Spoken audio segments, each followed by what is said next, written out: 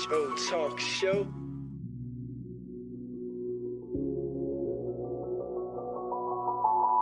Sir Charles, Miss Max Razor. You're listening to In My Humble Opinion with Maxilia Robinson and Charles Lewis, only on 1013 Jams.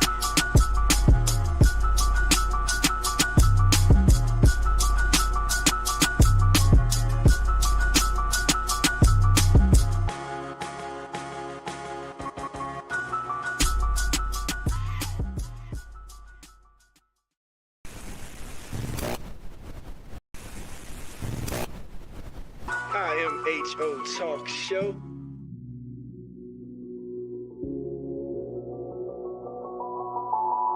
Sir Charles, Miss Max Razor.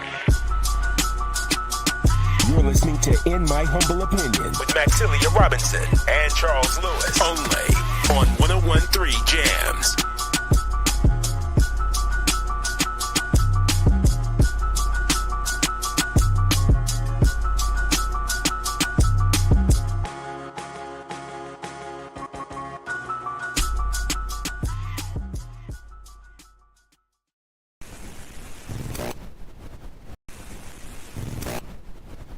IMHO Talk Show.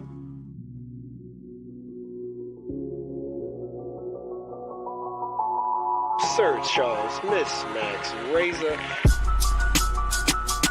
You're listening to In My Humble Opinion with Maxilia Robinson and Charles Lewis, only on 1013 Jams.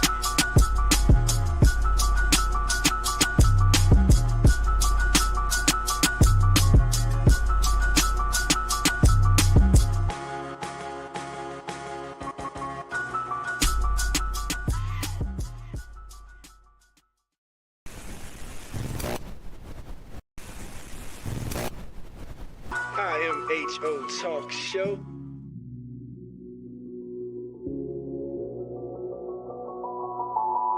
Sir Charles, Miss Max Razor. You're listening to In My Humble Opinion with Maxilia Robinson and Charles Lewis, only on 1013 Jams.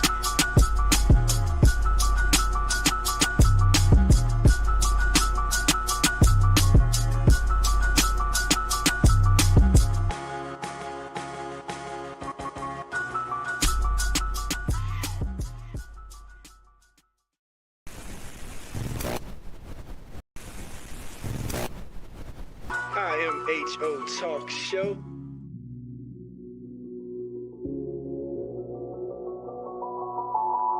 Sir Charles, Miss Max Razor.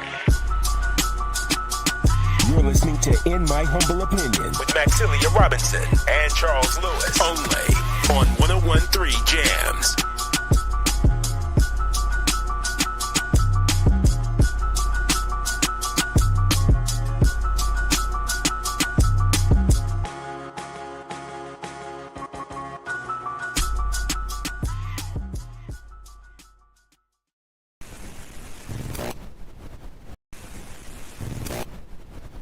IMHO Talk Show.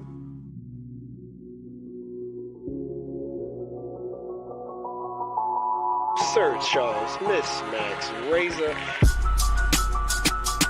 You're listening to In My Humble Opinion with Maxilia Robinson and Charles Lewis, only on 1013 Jams.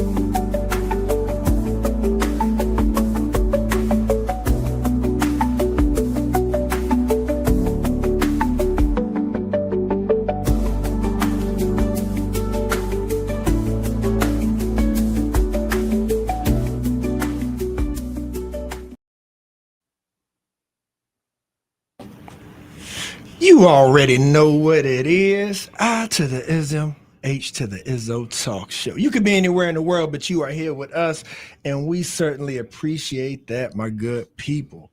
So tell a friend, I am H-O on your dial, on your social media. I am H-O Talk Show. Put that thing together. Look, I was talking to Nino and Razor, and they were talking about that some other folks came up. Everything from some who was it? It was like it was a drag queen show that would come up number one, and I was like, okay, so they got more viewers and stuff, but no worries, that is not Miss Max, it's not me. All right, it's not a female. I'm not in drag. Don't worry about it. You got to do that hashtag I am HO Talk Show. Put that thing together, and we are your number one right there. Speaking of number one, on Charlottesville's number one for hip hop, today's and classics, R&B, all that good stuff, And man, we got a great show for y'all. Great show. And I'm feeling good. I'm feeling energized. I'm feeling encouraged, because if you follow us on social media and all that good stuff, you will see none other than my brother from another, back in the booth in the building with me, guest hosting Aaron. What's up, my man? What's happening? What's going on, Seville? What's going on, VA? I hope everybody's blessed, highly favored. I love, it's like being back home. You know what I'm saying? Had to come back home to grandma's house, get a good meal, and get it popping. So now I will say, last time I was here, we didn't have all this sophisticated equipment. We got leather couches in here. They got beverages waiting, some champagne when we come through. So it's like, somebody gave you Negroes money. Messed around and get it right, brothers. Hey, man, I hope so. There you go. Absolutely. Man, but yeah. So we got a great show. I'm glad Aaron could be here, in the absence of Miss Max and Razor, doing their thing. On very, very, very important assignment today. So, Godspeed to y'all. Right. And but we're gonna make it do what it do, Aaron. Okay, so I got one thing I want to say real quick. What's up? So the first song, y'all might be saying, why is he playing Lost Boys? Okay. From 1995. Well, first of all, y'all know I am a Queens representative. So Queens get the money all day long. But you just set yourself up. Hey man, whatever. it was a sad day in Queens, because there's a block in Jamaica, Queens that's world famous called Jamaica Avenue. And there's a street called 165, and there's a world famous mall called the Coliseum Mall. And that mall was featured in the Raekwon ice cream video. Okay. It was featured in Ja Rule, Murder for Life video, and just 50 Cent has mentioned it and countless others. And that actual mall was demolished. Wow. Over the last, I think, 2 to 3 weeks, and they're building some high rises. The neighborhood's being gentrified. And I mean, Charles, I can tell you that place was like the epicenter and epitome of hip hop culture. Okay. You can name everybody from Shirt Kings to that's where LL Cool J used to get all his airbrush stuff. Dapper Dan used to come through. Every rapper that wanted some jewelry, shout out to Benny in the Basement. They came and got their first pieces. I bought my first Figaro chain down there. I used to bring my friends from Del State to Jamaica, Queens, and they would buy every sneaker on the planet because we had everything. So it's a sad day for hip hop and also for Queens. And it's just another example of how gentrification is it's good and bad, but for a lot of people, it's not a good thing, because some of the core places and things we used to visit in hip hop culture are now being gone. It's almost like it's a memory of what we used to have. And let's be clear, places like that, and I know Virginia and every major city in DC, you just name every major city across the country, hip hop culture came from these places. Let's not get it twisted. Don't get it twisted. Hip hop culture came from these places. Every fashion that you see, every slogan, every slang, the culture in general comes from us. Doesn't come from anybody else. So blessings to my man Taiwan that helped run that event, Councilman Donovan Richards. But Queens get the money all day. But we have to do a better job of preserving our culture, but also keeping the institutions and businesses that belong to us. Absolutely. And let's get into that a little more, a little later, a little deeper, man. Absolutely. For sure. Because I got a question for you. You being in the landscape of development, as it comes to financing and people owning properties and things of that sort. Simple question is, and I want you to think about, and the listeners to mull over, is like, why is Why does gentrification have to be a negative? Meaning in the rawest definition of that word, right? Like, when are we going to take advantage of building our communities? When are we going to take advantage of bringing Agreed. business to our community? Absolutely. You know what I mean? Word. So that said, man, we got so much dialogue like that. Like, that was just the tip of the iceberg. There's so many, he mentioned Queens, and he mentioned, Here we the go. destruction of neighborhoods. How about the destructions of the image of Queens hip hop? You Can we ain't get into that? Wait a minute, time out. I ain't signed up for this. I ain't You ain't signed signed up for this. Oh, my brother, you gonna learn today. Look, now, audience, I told y'all before, we have traded Nicki Minaj for the rights to Eminem and Jack Harlow. She ain't the only one. She ain't the only Queens rap out here wilding. We're gonna get into it. We're gonna get into it, my brother. These old dudes fighting on planes. All right, come on. Let's keep it going. Let's keep it going. Man, but so much going on, man. Speaking of that too, I be thinking about like just the sound of hip hop in general, and how it was something to be said about when you could hear a record and you would think about where it came from based on the sound. Absolutely. You know what I mean? And like, I think that's an element that feels like it's maybe coming back, but it's been missing a little bit as well. Like just to have a regional sound, Yeah, I mean, I think New York, as you know, that 90s New York sound was something. I mean, you can talk about everything from early with Tribe to X to Hove to Big. And then you had ATL, to where you had the bounce, but you also had Outkast, you had the Brat, and then you had like that 8-Ball MJG. You had that Houston, you had that Bun B, you had that Zero. Like, and now the music just feels like it doesn't have a sound. Now, I have a theory. My theory, Charles, is that this is the first generation of artists that did not grow up traditionally in Black American church. And the music sounds, I'm telling you, hey man, NBA Youngboy offbeat for a reason. You know what I'm saying? I feel you. You giving us a lot. Okay. But that's my theory. And Jermaine Dupri said it first, and I kind of agree with him. So hey, well, listeners, what y'all think about that? Nino, let us know if somebody want to chime in on that thought right there.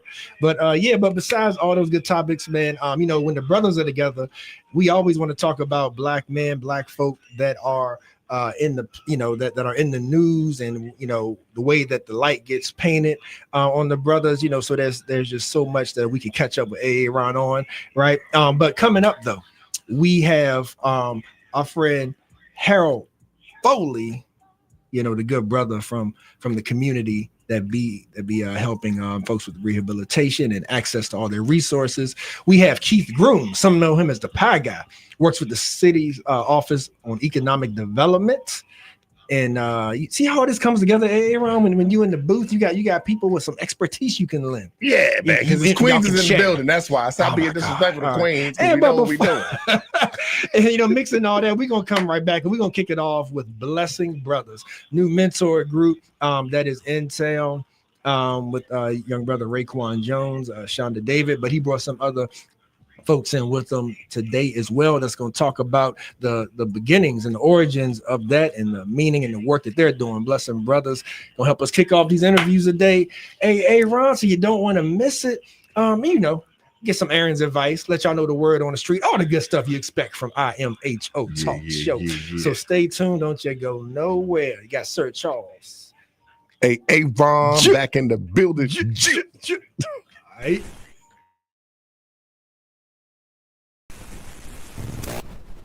IMHO Talk Show.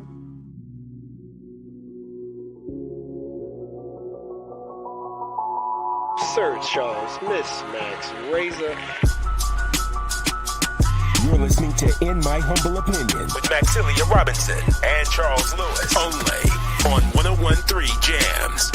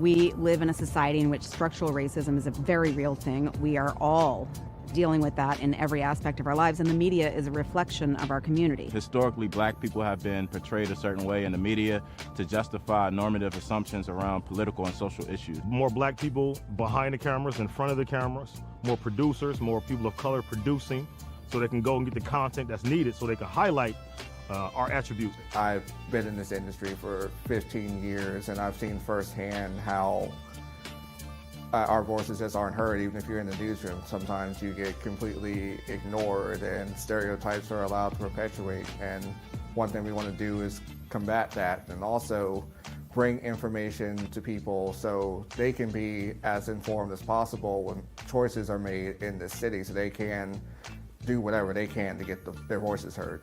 What I believe can be done about the situation is to have more people of color creating news stories, more people who have a interest in and a social consciousness that relates to the stories that they're telling. Charlottesville Tomorrow looks at these issues. We can present them on IMHO. Vinegar Hill Magazine can take that a step further, and just together we can just make this thing that can be an example of how we can change the media landscape, how we can be more inclusive to get these voices in, to get these people heard. That's just one thing that doesn't happen in so many places, and it's a shame. We think we live in a society that's very progressive, and we're talking about equity and diversity and inclusion and all these things. Still, the way that black people, and I would say, and I would argue especially black men, are portrayed by the media is incredibly dangerous, and you've seen the sort of tangible violence that it's led to over the past year. The community can support the SIM project by first and foremost giving us an opportunity. We understand that it can be difficult to give trust right now, especially considering the current social and political environment. But this project will only be as successful as the community allows it to be. And so we ask you to give us the opportunity to do the work, critique the work, and make sure that we stay aligned with the vision. Another way that the community can get behind the SIM project is through engagement. We want to hear from you. We want to know what you're talking about. We want to put your stories out there. And so whether it's reading the articles written by Charlottesville Tomorrow or Vinegar Hill Magazine, or tuning in to In My Humble Opinion on Sundays on 101.3 Jams from noon to 3 p.m., either way, we want you engaged. We want you to be part of this. The community can also support the SIM project through funding. To learn more about how to support SIM, you can visit our website. Thank you for your support.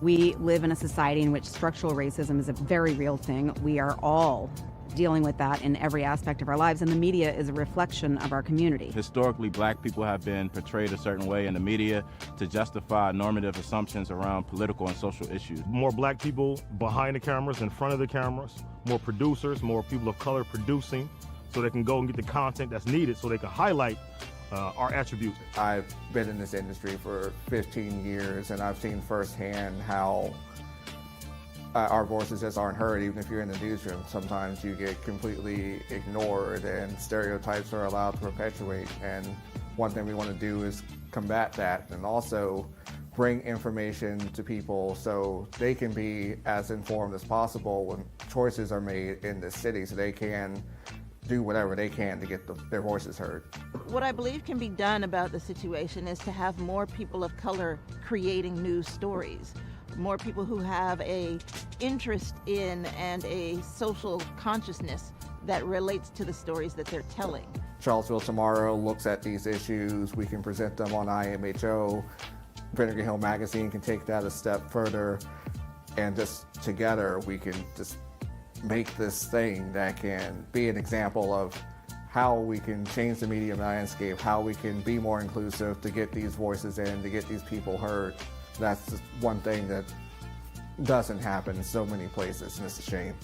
We think we live in a society that's very progressive, and we're talking about equity and diversity and inclusion and all these things. Still, the way that black people, and I would say, and I would argue, especially black men, are portrayed by the media is incredibly dangerous, and you've seen the sort of tangible violence that it's led to over the past year.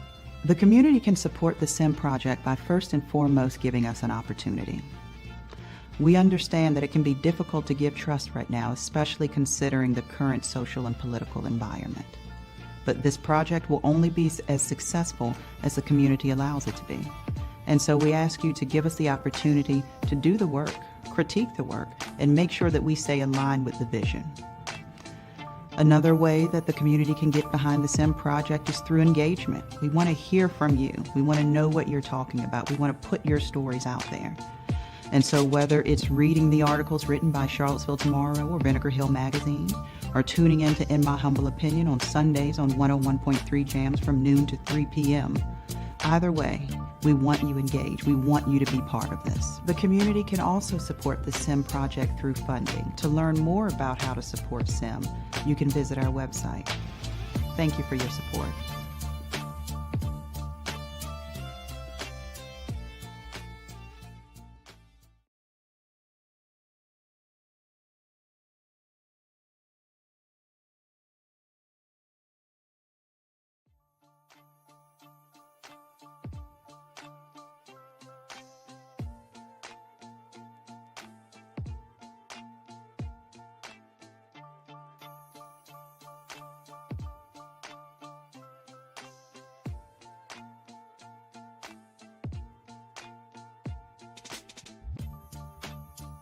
We live in a society in which structural racism is a very real thing. We are all dealing with that in every aspect of our lives, and the media is a reflection of our community. Historically, black people have been portrayed a certain way in the media to justify normative assumptions around political and social issues. More black people behind the cameras, in front of the cameras, more producers, more people of color producing, so they can go and get the content that's needed so they can highlight our attributes. I've been in this industry for 15 years, and I've seen firsthand how our voices just aren't heard. Even if you're in the newsroom, sometimes you get completely ignored and stereotypes are allowed to perpetuate. And one thing we want to do is combat that, and also bring information to people so they can be as informed as possible when choices are made in this city, so they can do whatever they can to get their voices heard.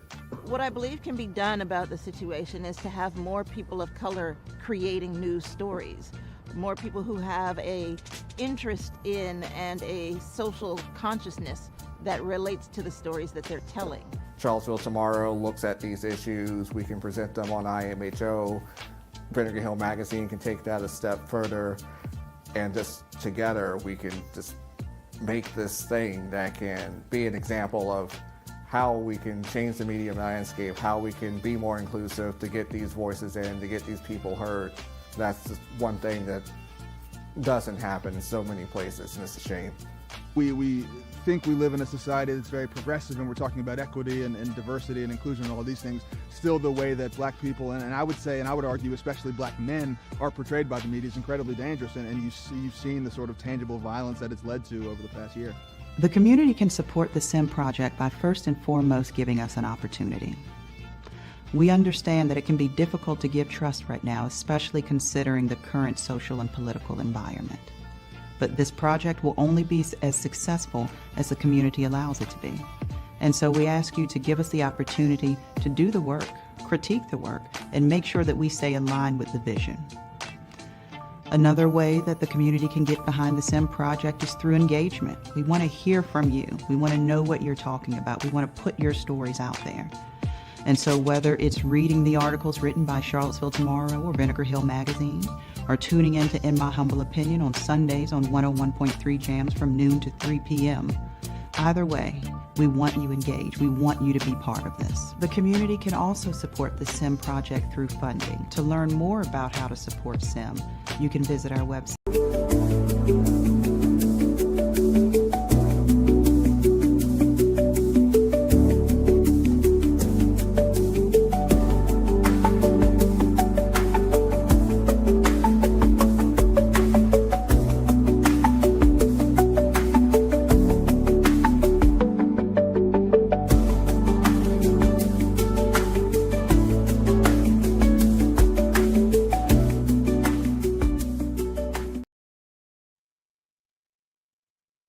That's right. That's right. You know what it is. I am HO Talk Show. You could be anywhere in the world, but you are here with us, Sir Charles.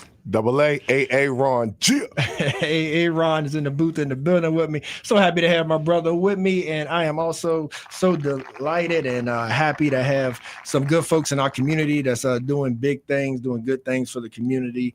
And when we got in touch with each other, we just couldn't wait to get them on the calendar, on the schedule, to come let the folks know, to introduce to some and present to others, none other than Blessing Brothers. And I believe my brother Raekwon Jones is the head of that.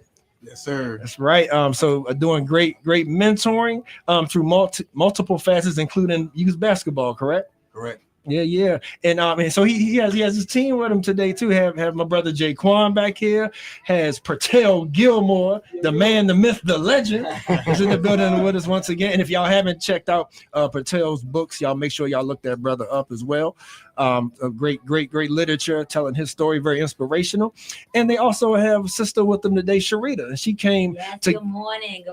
Thank you for joining us. And she came to give us a little intro as to the work that they're doing. So Sharita, we want to kick it over to you first to kind of set the stage for us. Yes, and we really appreciate y'all having us here. So I am here to support Raekwon Jones and Jaquan Jones, who are the big people of their company, which is Brothers Blessings. Okay. I'm here to support them and introduce them to, because I have seen these young men grow from young boys and from their childhood up until where they are now. And all I can say is really a blessing. Like it's a wonderful to watch them grow. It's like planting a seed and just sitting there and just watching it, grow. Love it. So anybody knows that I've been in these young fellas' lives since they were babies. I've seen them like just grow. I've seen them like, just it's like amazing. And their mother, who is Rochelle, and I salute to her, she's done wonderful with these kids. But anybody know, like I was saying, Ray and Moosey, I call him Moosey, Jaquan. giving out the Secret Service names now. Like they've been with me, and anybody know who they live with me. And when I seen Ray on social media and his vision, and I said, oh gosh, he wants to do things for the community, for the youth.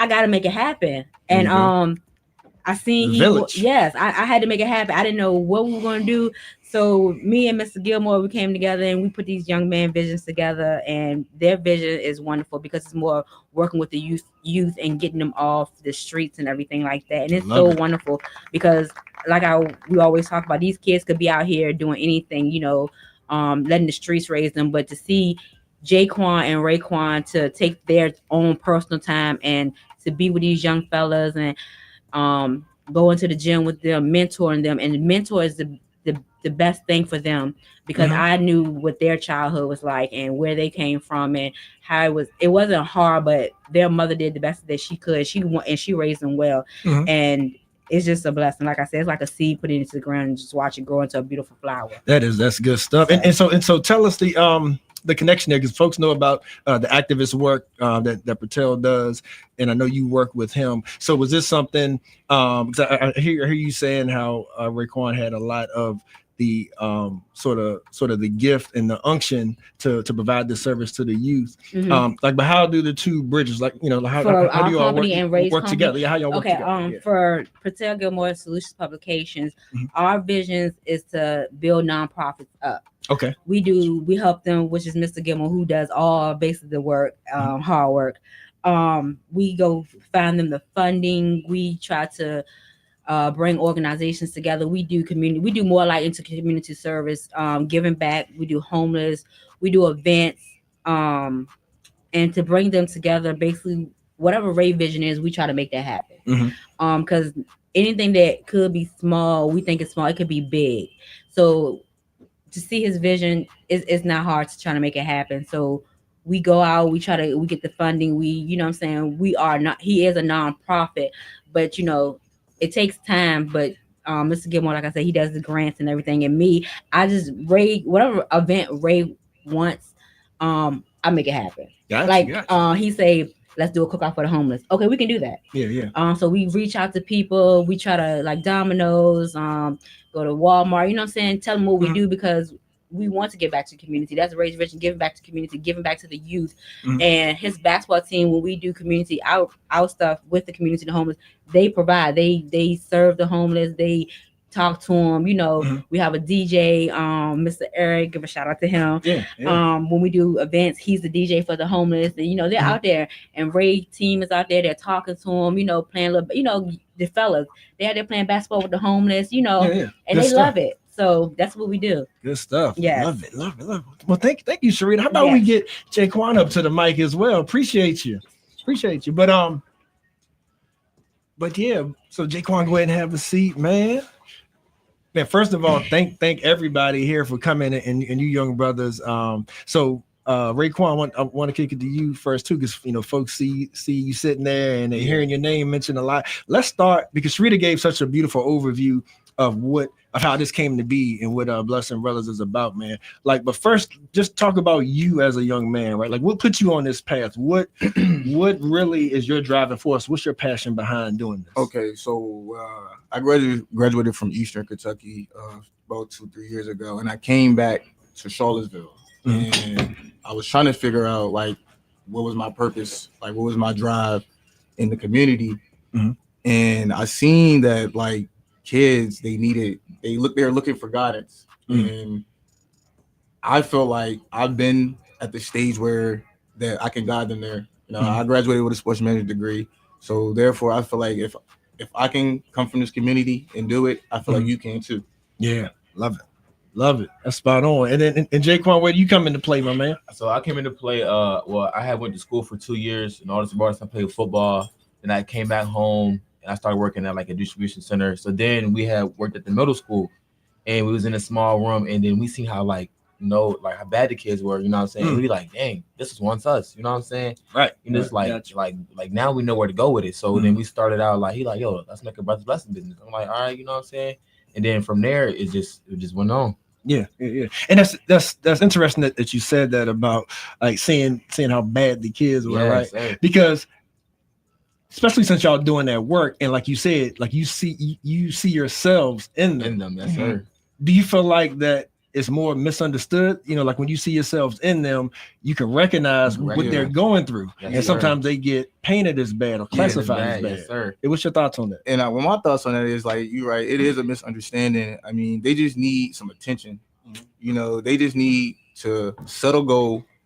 They need to figure out like what they need to do, where they want to go, and how they want to go about life. Because you know, I'm a type of person that like I want to push for greatness. You know, I'm beside you. I'm chasing your dream.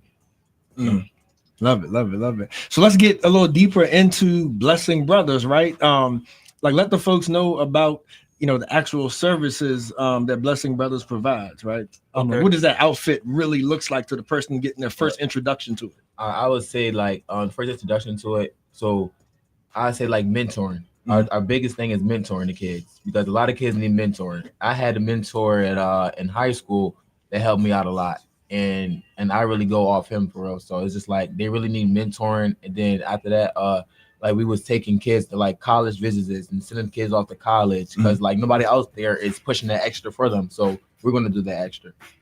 Gotcha. Definitely, and I'll definitely shout out to Dr. Epps. You know, he really brought me into this mentoring thing. You know, because like changing people's lives is something that a lot of people want to do, but maybe they can't or something like that. But as like we started the business, we seen kids change like over time of being in our program. Like one of the parents said, my kid was fighting, my kid was getting in trouble and stuff. Now he's straightened up, he got good grades. He's doing what he needs to do.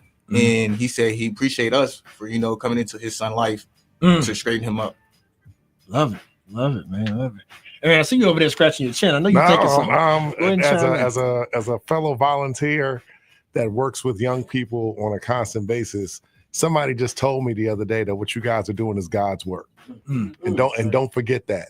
And a lot of times when you guys are influencing and have an impact and just having those conversations with the young people, y'all know that stuff means a lot more than anything that stuff people see on social media, because there's a lot of in the trenches work conversations that y'all have with these young people that is going to impact them every single day. You guys have an opportunity to have these real intimate conversations. And sometimes, you know, Charles and I, it sounds like you guys are similar.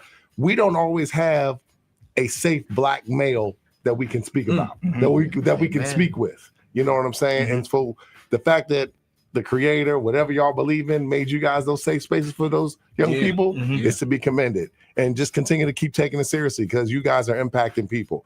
Give me a little background. I know you talked about mentoring, but you guys are interacting with so many young men.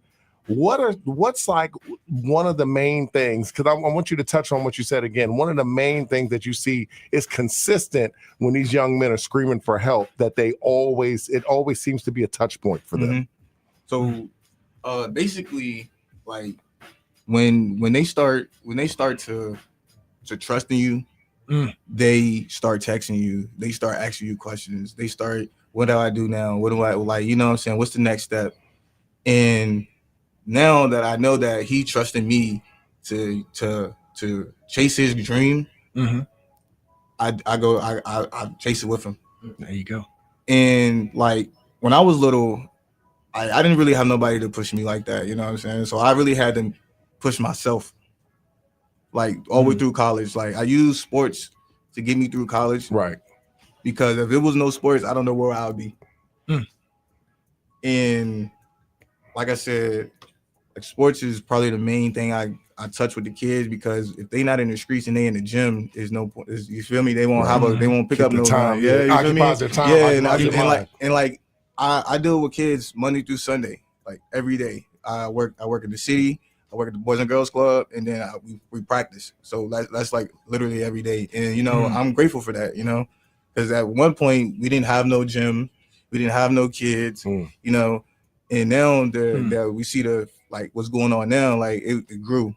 So we got a lot of kids depending on us. Yeah, absolutely. Yeah, and consistency is so important. What you got, right? And I feel like to wake up and like feel like somebody else is depending on me, that makes like us go harder. So and I feel like that. When somebody call my phone, hey coach, this, that. All right, what's up? You need help with this? I can help you with that. And then, you know what I'm saying, we reach out to their parents and we make sure everything is cool before, you know, we help them out, and then we just go from there. Love it. And what's the name of the basketball team? The Ville. Okay. The Ville. Yeah, so let me tell you. About to give y'all this summer work too. Yes, sir. I want to give y'all a little bit. I do want to give y'all a little information on the Ville, how it started. So basically, when I got back from school, I joined a AAU organization. I was new to the game, but once the season started kicking off, they was asking for $800 for each kid. I'm like, the kids that I deal with can't pay $800, you know. So I had to figure out what was the next step to, you know, get these kids the exposure and, you know, the things that they like to do and keep them off the street. So I had to make the own AAU team, you know, or the Ville. We didn't have nowhere to practice. We didn't have no jerseys. We didn't have anything. You know, we was practicing at the Key Center on open gym days. Even at Tonsler. Even at Tonsler Park. And then, you know, shout out to Nick. Me and him, I work at the Boys and Girls Club, so he let me use the gym on Tuesdays and Thursdays. And I really appreciate him for that. Yeah, big time, man. And now, make sure that it doesn't go over folks' head, because you know this is great conversation, great stories, inspirational. But your demographic though, like let's break that down for the folks that's listening and want to know if this is a service and a group that they can join or they can help out somebody. Most definitely. Like we don't turn down no kid. You know what I'm saying? Because like any kid need help, you know, like if he reach out or if any of the parents reach out, they mean they need help, in which I'm going to help, because, you know, that's how I was growing up, you know, raised up, helping. I care for the next person to make sure he reaches goals and make sure he reach where he needs to go. Love it. And now how do folks get in touch with you and that good stuff? We got a website, brothersblessingscville.org. We got Brothers Blessings VA on Instagram, and you can also reach me at Raekwon Jones on Facebook. Okay, got you.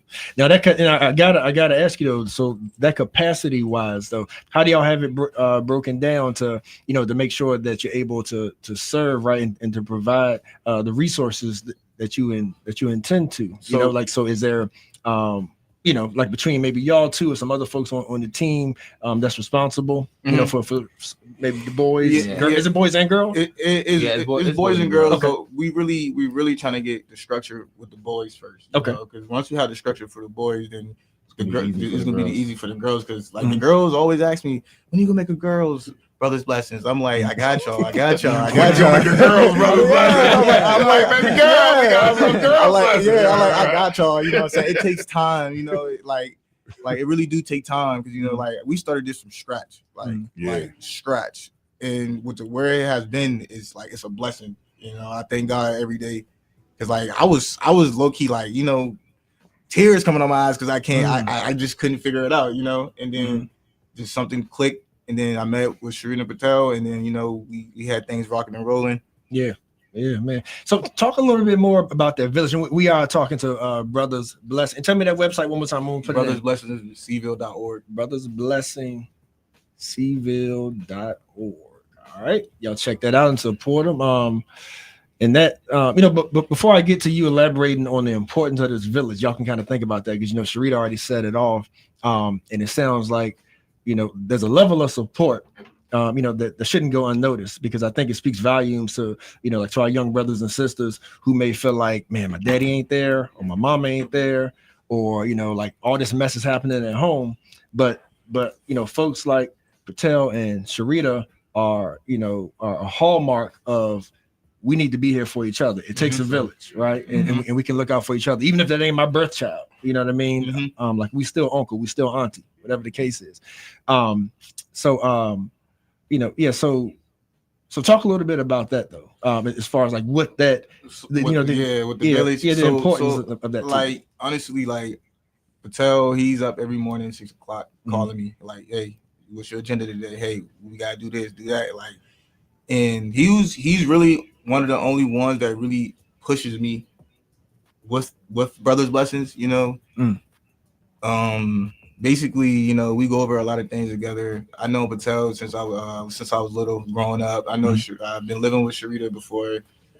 So like knowing that they got my back and that we're close enough for me to tell them anything, that's a blessing. Yeah, big facts. Jaquan, you got any insight on Not really on that point, but some others I will. Okay, that's what's up. Because you know what I mean? Like again, man, that is so inspirational in what you're saying there. Because a lot of times I think folks, young people that I talk to, when I say young teenagers or whatnot, sometimes feels like the older generation don't understand them, right? And don't like, you know, can't relate. But like you said, we've been there. Yeah, they've been there. And you know, sometimes we just gotta swallow that pride, you know, as tough as it may be, man. When it comes to that point, I get on the rundown of my story. You know what I'm saying? My mom and dad weren't here. We both grew up in Garrett Square. Gotcha. So you know what I'm saying? Back then it's kind of worse than it is now, but it's just like it's the youngins now. You know what I'm saying? So that's where we trying to come from. We're trying to stop the violence. You know what I'm saying? Because like, not to say it's bad to say, but it's a lot of black on black crime. Facts. And that's not what we need. So we're trying to take the youngins, get them together. Like, come on, if we see two guys like beefing, we're gonna come together. You know what I'm saying? In the gym, we a family. Now on the outside, I don't really got nothing to do, but like I'm gonna try to help you. You know what I'm saying? So that's where we're really trying to get stuff down to. We trying to really stop the violence, stop the black on black crime, bring them together, put them in the gym. If not even in the gym, take them to the library, take them go karting, go do something. You know what I'm saying? So we've been doing that for real. And like the start of the business, it was coming out of our pocket.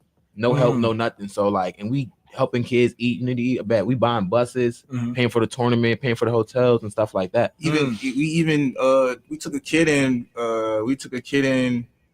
He was in the 6th grade. You know, he was living with us for a little bit. You know, which which we didn't have to, but we knew that, you know, he needed that extra support. Yeah. And as in, like, you know, feeding him, taking him places, getting his hair cut. You know, all the extra stuff that, you know, some people probably wouldn't even think about doing. And we're only 26 and 23, so, you know, like, we're young. Love it. And we're doing this. Yeah. And you know what you made me think of, man? What about the collaboration across mentor groups?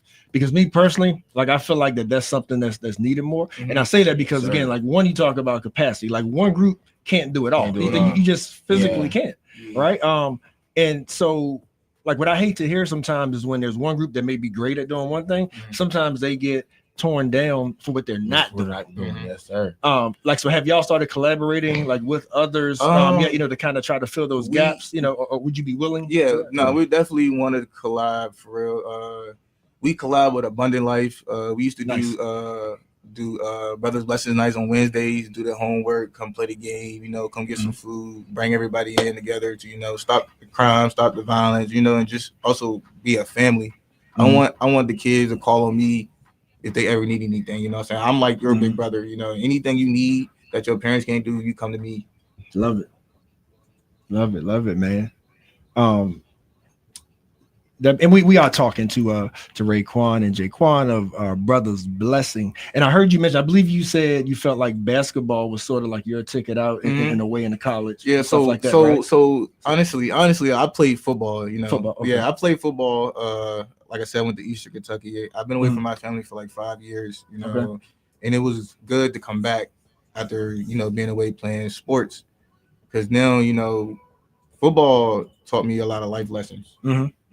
As it should. Like a lot of life lessons, like the overcoming like situations, that, life put you through. And I feel like basketball is one of the main things in Charlottesville that kids really like. Because like you got kids in the community that are really good at basketball but have no guidance, go get in the gym, let's get in the weight room, let's do your homework, like things like that they should be telling them before they even get to middle school, high school, because once you get to high school and them grades not right, there's no basketball, then you got to figure out what's the next step. Yeah. And Aaron, I'm curious your take on that too, man, because I'm thinking about like finding those gifts that y'all see in young people, right? Yes, and amongst whatever they may be going through in their perfect life, like give us some tips and some pointers. Like, how do you try to get through, like to break through that hard exterior? Because we all been there. Like Aaron said, we mentor. I'll be honest. How you break through? I'll be honest. So we can only go as hard as they want to go. It really depends on them. But we're gonna push. We're gonna push until he break. You know what I'm saying? Until he or she break.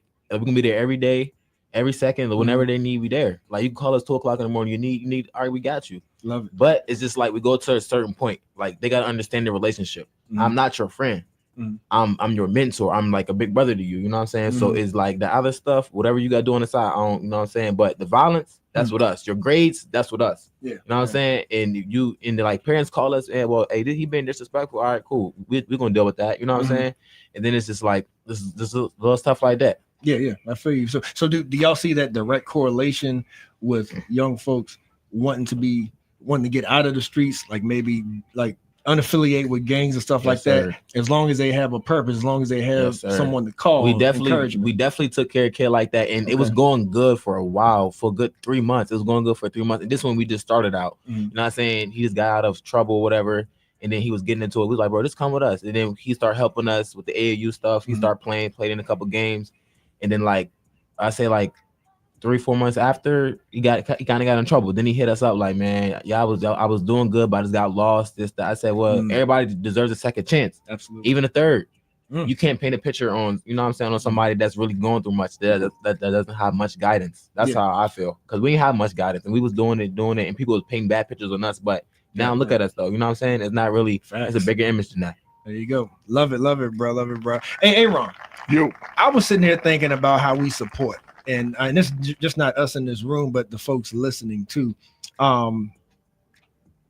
Like as far as some ways, and I want to hear, financially, right? So, and also folks who may want to mentor. Let's talk a little bit about that. And I mentioned that, Aaron, because, like I know your work with United Way and whatnot. Like we have a big local United Way. Yes, I'm calling names. I'm calling out. I ain't local, so don't look at me. That's why I'm gonna let you talk about. Oh yeah. About what y'all do at y'all local United Way, as far as giving back and into community resources. But maybe while you think about that, Aaron, maybe first, y'all can let us know about how people can support. What's the support? You need more mentors. You just need the financial support. Both. Yeah. So basically, we need a financial support. Honestly, basically like things to take care, like jerseys.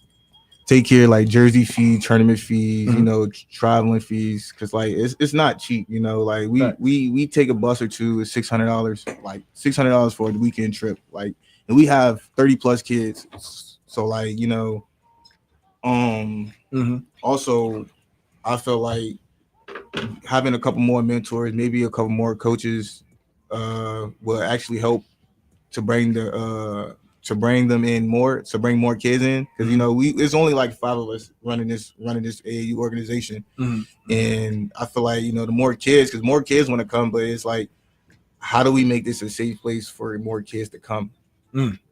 So we need more people to actually, you know, come help, come coach. Yeah. And so you're talking about baseline mentors on top of coach as well, because you helping kids that may not be playing ball, right? Yeah, you're right.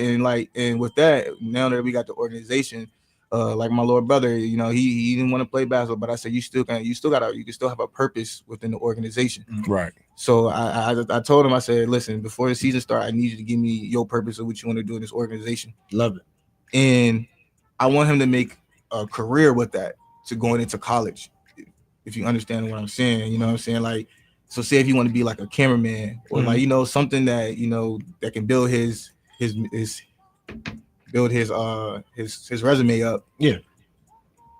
Gotcha. So, Mr. Reed, I saw you step up, but Aaron, what you got on that? No, I said I think that there's definitely a shortage as a person that volunteers in schools. I mean, I think I've said this multiple times, but I'll walk into a school in the middle of a day, 1:30 in the afternoon, and typically I never see a black male. I might see a black male teacher or a black male principal, but I don't see people that are professionals like myself walk into a school. And so I think, and I'm calling out the community, I think those of us that have skills and have talents in other areas, you need to volunteer those skills and talents to help these organizations. So if these brothers are doing something with basketball and you're like in finances or something like that, it don't take nothing for you to be like, yo, I'm gonna buy some subs. We're gonna sit down. We're gonna go to the park and just chop it up. We're gonna talk money. If there's a brother that knows a little bit about technology or something like that, it don't cost nobody 30 minutes but to sit down. You know what I'm saying? But if everybody chips in and puts into the pot, you're going to end up getting a better pot of stew. The problem is we don't have enough people. We have a lot of people that have skills.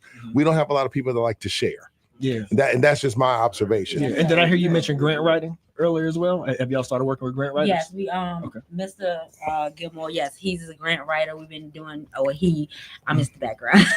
He's been doing a lot of grant writing and, you know, reaching out to people for this business for Ray and Jaquan organization. So, you know, and we know that it takes time, you know, and like you said, people, you know what I'm saying, people can help, but it's just the fact like they want to know who they're helping and why they're helping. And Rating Vision is all about help. It's not really about the adults. It's really about the children. You know, give to the kids. You know, they want to do stuff and they want to go on trips. And can you imagine being a child that you want to do things but you can't because financially your family can't. So at that point, like if you're able to give and think about the child or think about your childhood, it's basically like just giving. It's God's purpose of just giving to the child. It's all going to the community and to get these kids off the streets and just speaking on me, I know, and from my own experience, I know how it is.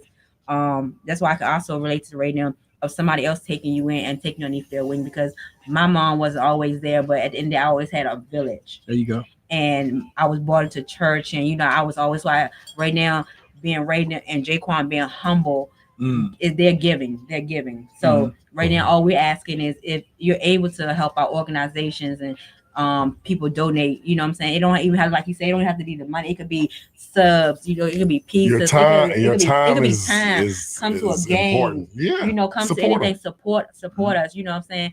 And the more support we get, the more it's the kids will see it. The love, and love is everything. But now y'all don't just show up with some subs. Y'all got to cut some bread. Right? Don't just be bringing no firehouse subs. They can use some $500. Okay, I'm gonna give them a couple donations. Because you know, but don't play with them, then y'all. You have to think, and we appreciate that. And then everything that we get is going back, and our biggest vision and for Ray is the children. That's you know, it's all about the kids, and to see that smile on that child's face is the biggest blessing that you all, because we all been kids. Yeah. We've all been there, and we've all seen our parents struggle.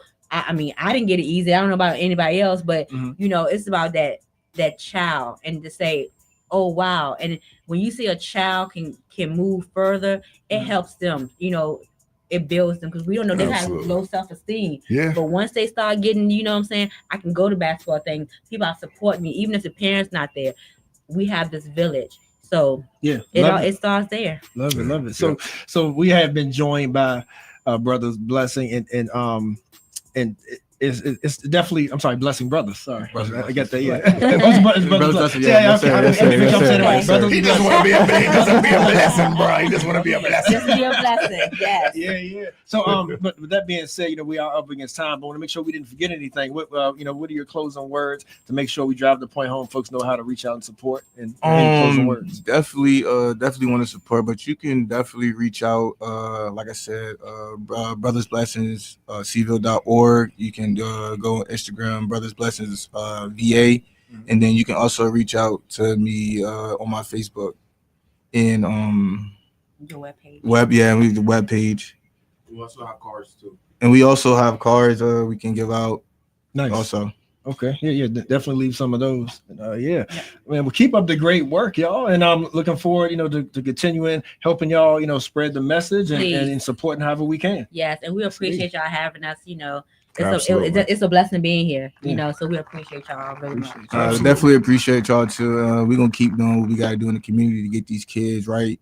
I just want to say thank you to everybody that help out with Brothers Blessings, and appreciate y'all. All right, wait, before y'all go, I got a hoop question. Okay. All right, let me hear it. Because every team got an identity.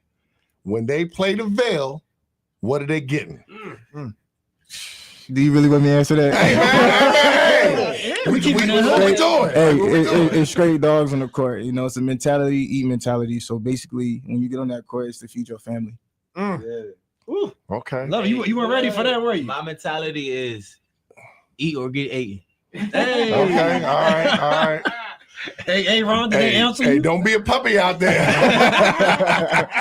All right, thank y'all. Thank you. Thank Appreciate you. it. IMHO Talk Show.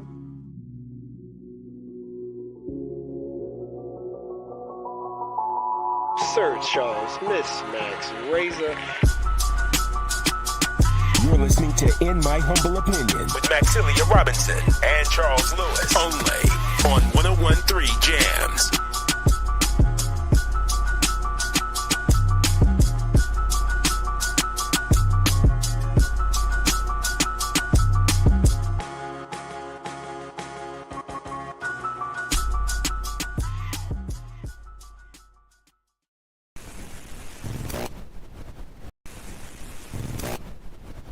IMHO Talk Show.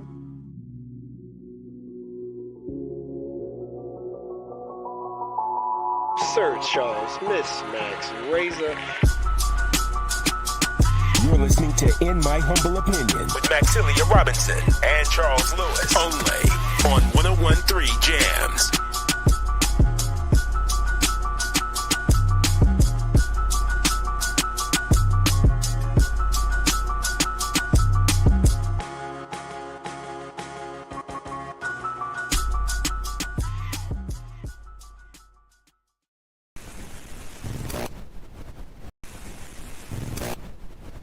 IMHO Talk Show.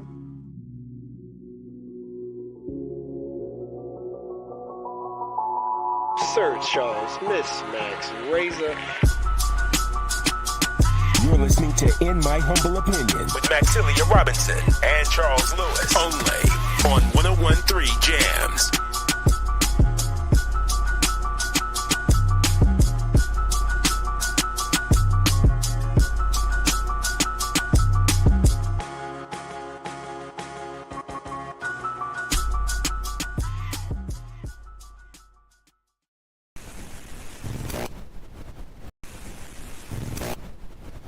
IMHO Talk Show.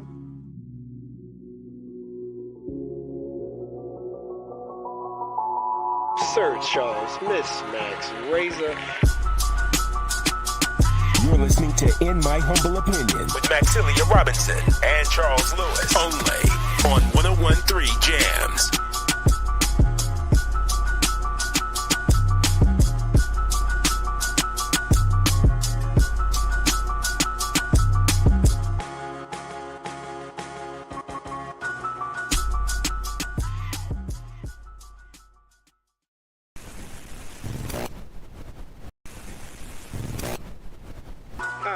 H.O. Talk Show.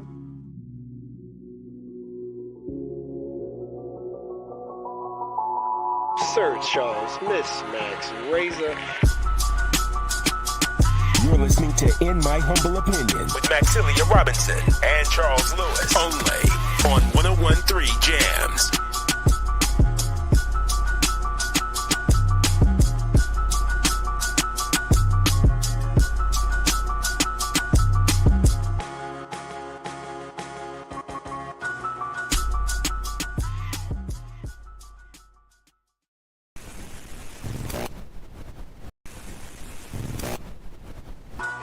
H.O. Talk Show.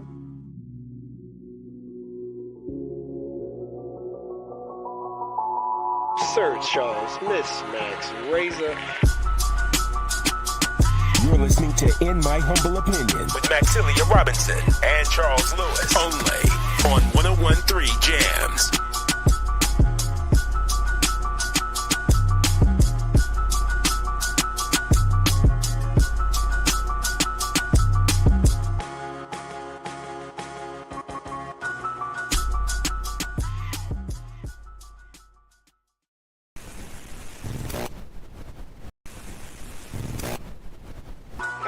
H.O. Talk Show.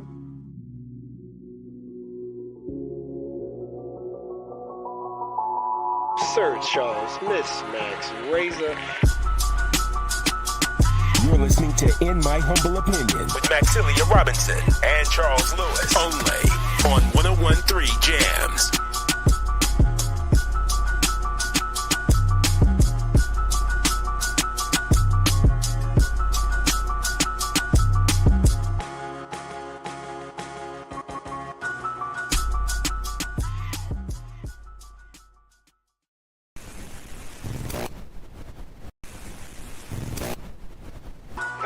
H.O. Talk Show.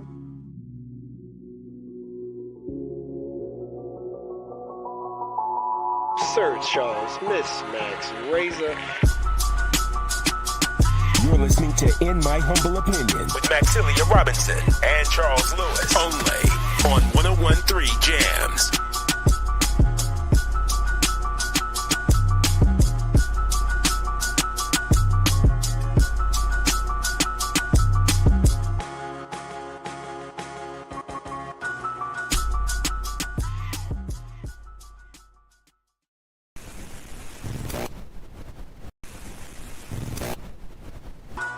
H.O. Talk Show.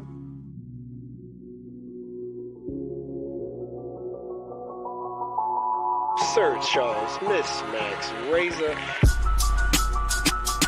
You're listening to In My Humble Opinion with Maxilia Robinson and Charles Lewis. Only on 101.3 Jams.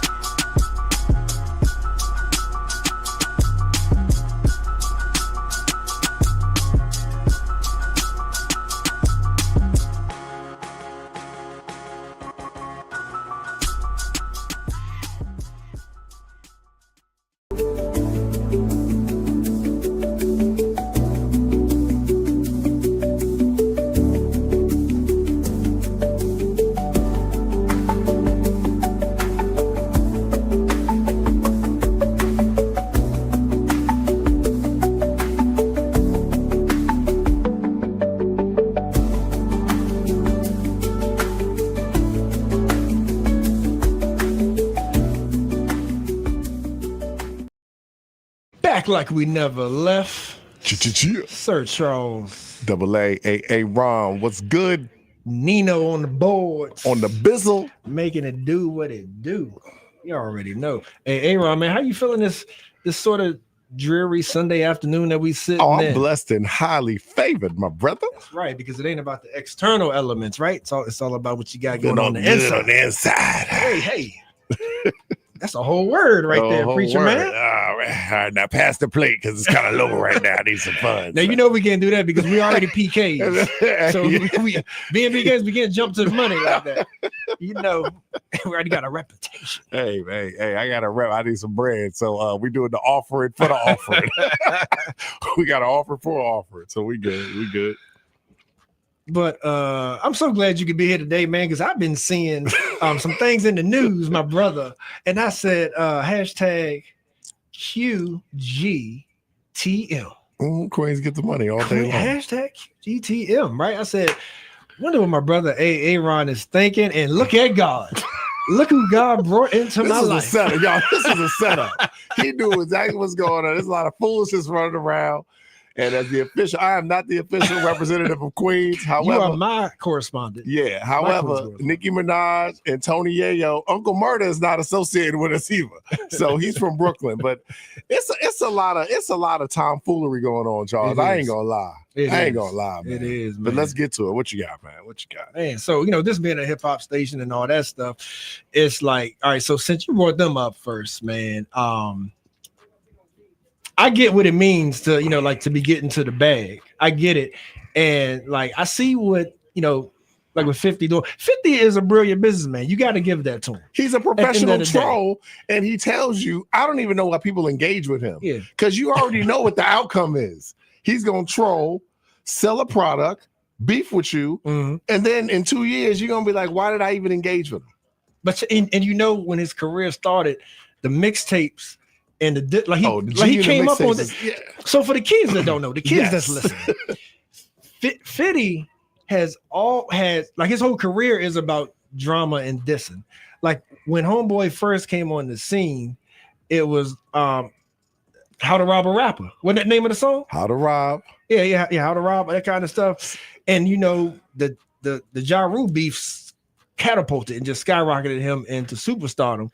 And it just so happens that we're in a marketing time, Aaron. Absolutely. A marketing time to where the more drama, the more content you can put in front of the public, Absolutely. The more popular you get, the more money you make. So it's like it's an social media is perfect for him. Defeated formula. It's undefeated. Yeah. It's never lost. Right. But just the simple fact that people want clickbait. Yes. Right, like that alone, he's like perfect. Yeah, he's a perfect. It's perfect. He's like, I got something. I got something every single day. One of you guys get in trouble? Oh, I'm just gonna make a post about it. So yeah. I mean, 50, man. You think about 50 been doing this for 30 years, man. Yeah, and a lot of people don't know the deep background, and like y'all can look that up, but we can go into it as much as we want. Like, but there's like real life. There's real life beef between Ja Rule's camp, 50's camp. Right. But Aaron, what I'm more curious about though, and what I want your take on is that when you saw that video of Ye and Unc and the way they interact with Ja on the plane, as a black man, and to see us acting like that, and we supposed to be at a level to where we left all the BS back in the street. We supposed to, like, even if we put it on record, and plus you're talking years removed from when they really was beefing. Right. So at what point do we mature and grow up to the point to where it's like, like all that ain't even worth it? It's like we should be having a better image, or is it clickbait, or is it all still like kind of staged? And it's like we gonna keep riding this wave because it's bringing attention, which brings revenue. So here's the thing that I think people. So here's the thing I don't think people realize. 50 did an interview maybe 6 years ago. And 50 was like, I walked on the plane and Ja was sitting right there. He said, what am I supposed to do? Fight you on the plane? We both in first class. He said, I looked at him. He looked at me. I went to my seat, ate my popcorn, and he did his thing. Okay. He said how it should be handled. So, but 50's a businessman. And I don't know Uncle Murda and I don't know Tony Yayo. But what I'm going to say is that when you have podcasts, and you're on the road and your business is attention, because let's be clear, if 50 stopped going on Instagram, he still has stars, he still has projects, he still has movies, he still has publishing, he still has all this art. I don't know who's streaming a bunch of Tony Yayo and a bunch of Uncle Murda. Let's be honest. Like, so their business is still attention. Yeah. They are in the business of getting attention. And the fact that, and even Ja, I don't know, was it Ja? No, somebody said it. When they found out Ja was on the flight, Charles, they started filming before they even saw him. Ain't that so? That's all that. They could have sat on that flight, dude, and everybody just fly whatever. They could have had. They could exchange words in the parking lot. But come on the flight, you been throwing pillows at dudes. Hey. You throwing a pillow at me, bro? It is what it is. But those are like maybe his neck was crooked and he was trying to help him. But no, what I will say is that the lack of maturity, these guys are in their 50s. Hey. And when you have business structures and business systems set up, you don't have to earn your money like that. It's not necessary anymore. Like I'm talking about Jay, Nas, or whoever, when these guys, because there's a level of growth that you get to, which is professional. And I'm gonna say 50 is in boardrooms making phone calls. Tony Yayo is throwing pillows at Ja Rule. That's all you need to know. Hey, here's what it is, right? And 50 is gonna engage, but when you have a lot to lose, why do you even want to go there? Facts. And now squashed with let's be very, very clear. Yayo, Ja, Murda, and 50 remove the rap, remove the back down, remove the clap back, remove all of that. This is street beef. People got robbed, people got stabbed, people got shot allegedly by affiliates. There's real street beef. It's real. So there's a lot of street stuff that went on in the background. It's a South Jamaica, it's a Queens thing. But at some point, is it worth it? There you go. And we see how beef gets squashed, in other high profile, beefs. But, as you said, one element to this one, though, is that it came from a real place, from a true street place. That even being said, though, we even see that squashed. And what better representation and statement could successful Black men make? Right, because we ain't even talking about the two brothers like still being in the street, both scratching and struggling to survive. Like y'all made it out. Y'all got businesses that is feeding generations. Yeah, absolutely. Like at some point, man, it's like, come on, bro, let's grow up. Charles, I can't say no better. Yeah, because people have squashed it for less, and look what y'all got. And here's the thing: 50 has said, listen, they tried to Preem. Preem tried to take me out. He didn't. He's like, I respect it. He's locked up. I'm here. We are not in the confines of each other on a daily basis. So I'm cool. Both you guys are all here. All of those guys in this beef, Charles, they can name hundreds of people that did not make it to where they are right now. They are dead or in jail or reminiscing about what they did. Guys, move forward. And 50 said it's beef forever, but I don't believe him because I don't believe him. He might say it's on forever, but I don't think he's risking his life for his freedom. I don't.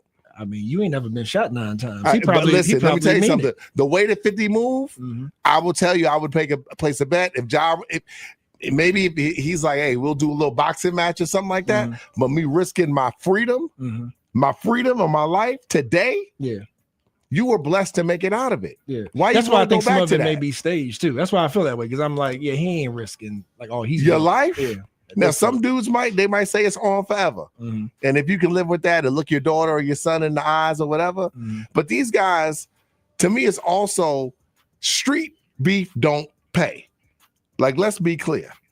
Like Tony Yayo, he jokes about it. Jimmy Henchman shot up your grandmama kid, dude. Shot up your grandmama's house because you smacked Jimmy Henchman's son in the street, or allegedly. The guy that slapped Jimmy Henchman's son in the street, Charles, something Shorty Mac, I can't remember his name. He is no longer on the planet. What is this worth? When 50 gonna do the Ja documentary? I'm surprised it ain't already out. Sounds like we need a Queens documentary, Aaron. You know gonna show up in that thing? You gonna pop up in there? You know what I'll say? I think 50 respects Preem and them so much, he wouldn't do that. Yeah. Now that would be dangerous. Right. I'm just that's my opinion. Yeah. I think that there's a certain level of respect that 50 has for that's very local, it's very personal. They all grew up South Jamaica, Queens. So I think it's just hey man, you just you don't see me, I don't see you. Yeah. And speaking of which, shouts out to our local people who have squashed the beefs and is trying to make this community better. I think that's a perfect segue and a perfect way to maybe close that conversation, because we know of people right here locally who grew up, came up, hating each other, but now we see these grown folks, these grown men handling business, taking care of their spaces, their communities, and trying to change things. So shouts out to y'all. You know who you is.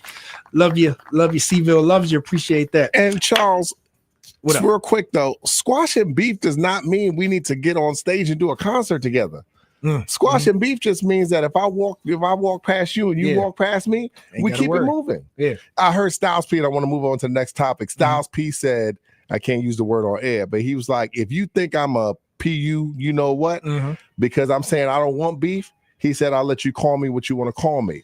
He said, because when two men have a problem, we both know where it can go to. He said, there's a high level of maturity when both of us say, you know what? I already know what this is going to be. It might be some gun clapping. You know what? I'm going to take a step back. That's a strong level of maturity right there. And that's a guy that's a gangster. Yeah. You know, like in real life. Right. Not in the studio, not in a song, but in real life. So man, come on, fellas, young people, let's grow up, man. There's a lot of it's a lot of opportunities, a lot of bread out here to get, a lot of families to take care of. We got to do better, man. Yeah. And I got to we say, might. too, I'm trading Tony Cole. Yayo too. We I don't know who I'm trading Tony Yayo for. Iggy Azalea. We trade Tony Yayo for Iggy Azalea. That's how bad you made us look. Come on, Yayo. Oh man, but you made me think of even what J. Cole said about that whole like triad beef, right? Because to many they would say that the top three, right, and right now, Kendrick, J. Cole, Drake, and not any particular order. So J. Cole whole thing was like he squashed it. It wasn't a sign of weakness. He still feels like that he's the best out of the three, but he saw where it was going. He knew that Kendrick was coming for blood because for personal reasons, and he knew that he didn't have that level of beef with Kendrick. So he was like, I'm gonna step out because I see where this is going. Yeah. And that's not weakness. To have that level of maturity. On that mixtape, Cole said it perfectly. He said, the beef ain't real, so there's no reason for me to squash it. Right. The game ain't neither. He said, like, and I was like, that's all you need to know. Yeah. He said, the beef ain't real. There's no reason for me to squash it. Yeah. The game ain't either. So he kind of know he's telling y'all, that's where we at. This is not real life. They selling records. You know how you have beef with a man? Yeah. Man, see, that would be the perfect. You throwing that papa. What's beef? Beef is when your mom ain't save him in the street. Ain't in the street. Hey. Beef is when I see you. Guaranteed to be an ICU. Hey, but speaking of mamas and speaking of Iggy, which is a female rapper, let me see how I can connect this thing. And we were talking about Queens. Hey, Aaron, what is in the water in Queens right now? What is Nicki Minaj drinking? Nicki Minaj is fighting for her freedom. Man, Nicki Minaj is either trying to stay out of jail, or she's got somebody that's about to go in jail, or somebody's about to be deported. Because I have never in my life, there are high levels, and I don't like this word, but there are high levels of tomfoolery and coonery. She has taken the full, like, Charles, I don't even understand it. When I saw her in that room with all those people at that Republican event, and she was the only, you ain't sitting in there with your husband. Right. She's the only black person sitting in that room and just smiling, and Trevor's like, I love her music. I'm like, dude, 6 years ago, they was telling people she out there making thought music, and now all of a sudden, it's, come on, Nicki, baby girl, they playing in your face. But she must know where the bodies is. Somebody, she must be about to get deported. They must have threatened her, Charles, because she's got a large portion of the Barbs have disowned her too. I mean, do they have a choice at this point? Bruh, and I'm not even talking about just the Trump. I'm just talking about just what she's talking about in general. And I'm like, girl, when have you all of a sudden been the face of Christian nationalism? I mean, when have any of them? Like all these people. No, I forget like that. Playing in God's face. I'm talking to you. Yeah. When have you been the face of Christian nationalism? Yeah. Anybody ever seen Anaconda? Yeah. It's soft porn, basically. Like, let's be real. Like, that's what we talking. Like, what are we talking about? It was just entertainment. Bruh, she separates entertainment from real life. Of real life. Okay, sir. Well, that soft porn was entertaining. So, like, what we talk like, and like Nicki, why are you playing? All right. So what if she's born again? She lying. You insulting the sister for being born again? She got a project next week coming out. She's gonna be popping her butt. You know that, and I know that. And here's the thing. All right. Maybe she is. Maybe she is. I'll give her that. But you advocating for people and for organizations that clearly don't like you. Facts. Doesn't make sense to me. Facts. And these facts. people and they're parading around in some ungodly form of Christianity themselves. So we can start right there at square one. They talk It's like about these you. people- They talk about hip hop and culture and all this bad music, and you're an artist, but for some reason you think you're exempt. Right.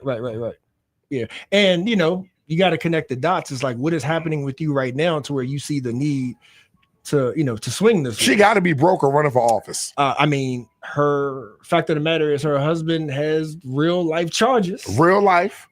Like You that, got a brother in that real the president life. can pardon. Your brother can be pardoned. Apparently, she never had a citizenship. You got a president that can get you that. Hey, Husband's in that's jail what we're for saying, allegedly, yeah. like, come on. But the Well, thing no, that gets- he was in jail, but yeah, he has a charge. Like, this is Nikki. And the reason that we're talking about this too, y'all, is that it's one thing if people want to chase a bag, even if I don't like it or agree with it, to each his own. But what really gets to me, right, is that you got these people who claim to have this like high morale, claim to be the morality police, and they playing in God's face, right? All day. And somehow we got so many people within our country still who wants to tell me that this presidency and the people that follow him somehow are righteous, somehow are ordained by God. And and now let me check that part though, because you can be ordained by God also to bring judgment. To be ordained by God doesn't mean that God agrees with you. That's okay. You follow me? Okay, I follow. True. what you're talking Am I about. right? Okay. No, there are people that are put in places to expose and bring things out, Charles. I'll never disagree with that. Mm-hmm.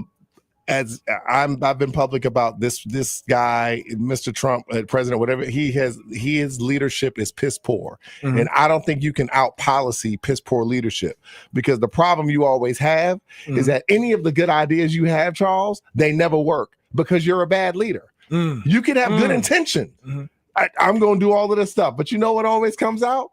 The a-hole that you are, and it all ends up happening. He's being sued about the tariffs right now. Supreme Court there's came out so and many said, things on it's this like, dude, bro, this dude ain't even been in there for Convicted 13 felon. months, bro. Yeah. And you feel like he's been in there for 20 years. Yeah. It's like, but hey, this is what y'all want. What Pastor Rice say? America's chickens coming home. Coming home. I mean, they hated it for him, but hey, that's what the man said. Man, let me see. How else can I pick on Queens right now? Hey, you know what? Shout out to Nas, LL, Facts, the OGs, all the great know- MCs from Queens, man. I mean, we mentioned J. Cole, Tribe. and before Cole had Fat Nom popping, the brother went up to Queens and went to St. John's University, and and all that good stuff. Like, so he claims Queens as a second home. Yeah, absolutely, You know as he what I mean? should. Yeah, he know the deal. Come on, man. Like, so what you got? I'm on. We're gonna take a break. We're gonna come back on some other topic. I'm gonna go easy on you.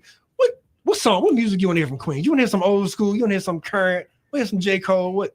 I want some Escobar. I want some Nas Escobar. See what we got here. Hey, give me. You know what? I feel a little ratchet. So you can give me. Okay, some, we ain't doing Jiggy. We doing Jiggy now. We ain't doing socially conscious Nas. Aaron wants ratchet Nas. I want you can give me some. Mr. Simmons, are you listening right now? You give me some hate me now. Or you can give me a little. It ain't hard to tell. Yeah, hate me now ain't hard to tell. Give me something. Ooh, that's a Nino. What you break the tie, Nino? What you think? It ain't hard to tell Nas or hate me now, Nas. Hey, how did I know she was gonna say that? Cheetah. All right, IMHO Talk Show. AA Ron Charles is in the booth in the building. Tell a friend. We're gonna take a quick break. We're gonna get back with more of this dialogue before we got more guests coming up next hour. You got to stay tuned. Office of Economic Development. We have Harold Foley as well talking about rehabilitation and getting ex-inmates housing. So like I said, look at God. You got AA Ron in the building to talk about what he knows best, right? But we got more dialogue coming up. We're gonna talk about some of our particularly our Black brothers that's been in the news and back in the news, some for good, some for bad. But we're gonna talk about sometimes being set up to fail. and what that means and how we gotta, keep those checks and balances in our life as only we can do. IMHO Talk Show. Stay tuned, y'all. IMHO Talk Show.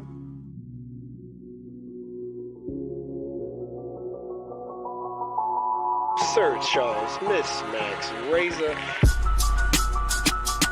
You're listening to In My Humble Opinion with Maxilia Robinson and Charles Lewis. Only on 101.3 Jams.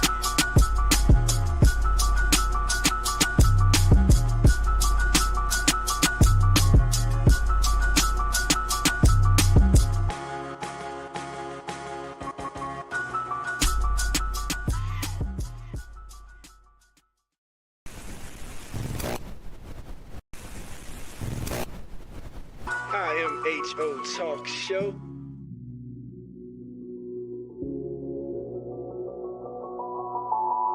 Sir Charles, Miss Max Razor. You're listening to In My Humble Opinion with Maxilia Robinson and Charles Lewis. Only on 101.3 Jams.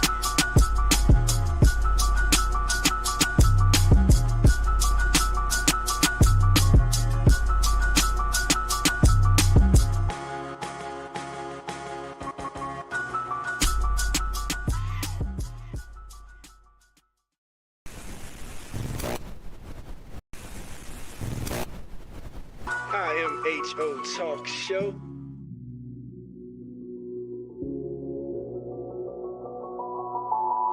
Sir Charles, Miss Max Razor.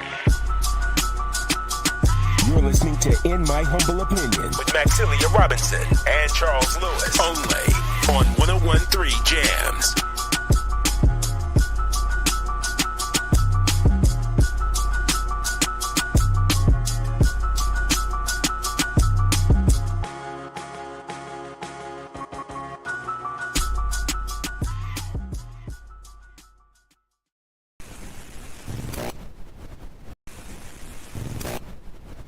IMHO Talk Show.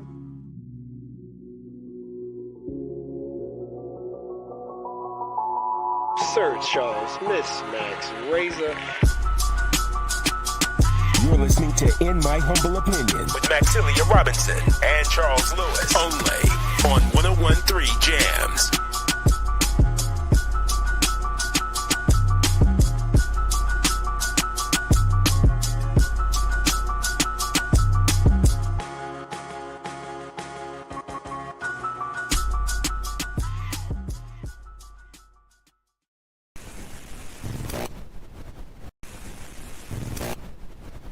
IMHO Talk Show.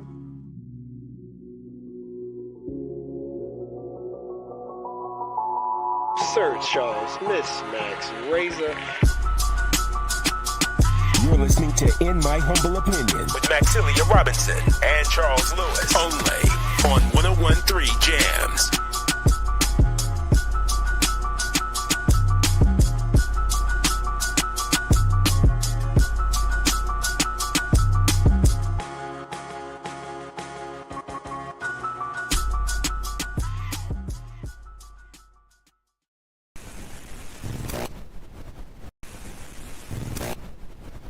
IMHO Talk Show.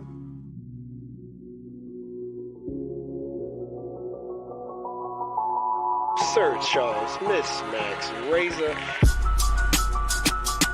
You're listening to In My Humble Opinion with Maxilia Robinson and Charles Lewis. Only on 101.3 Jams.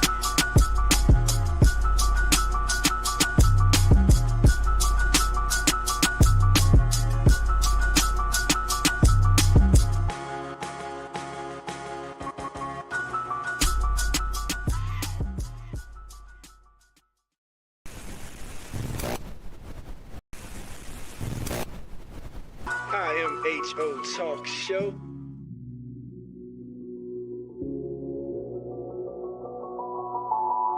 Sir Charles, Miss Max Razor. You're listening to In My Humble Opinion with Maxilia Robinson and Charles Lewis. Only on 101.3 Jams.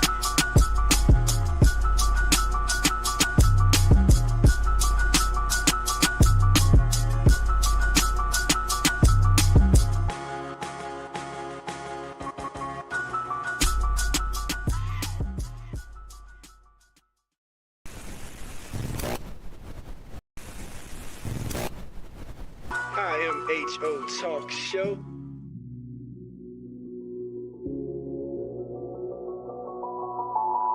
Sir Charles, Miss Max Razor.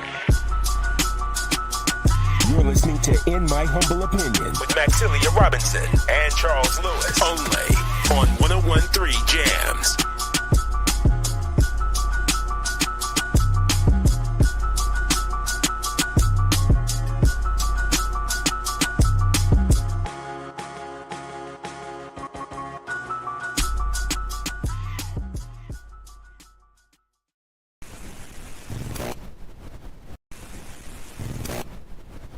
IMHO Talk Show.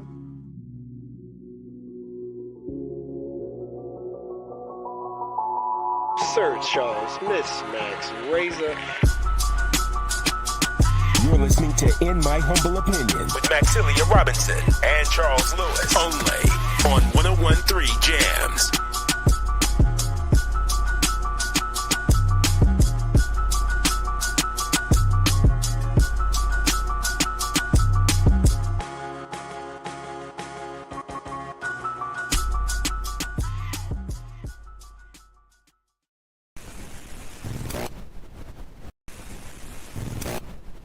IMHO Talk Show.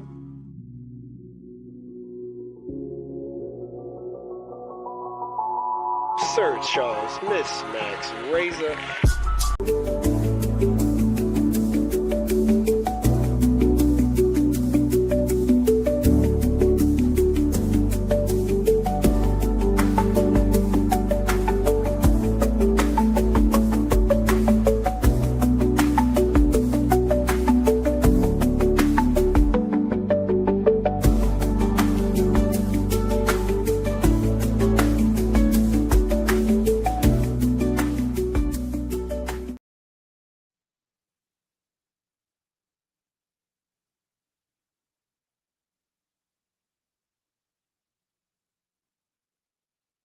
Yes, indeed. Yes, indeed. Sir Charles. Double A Ron back at you.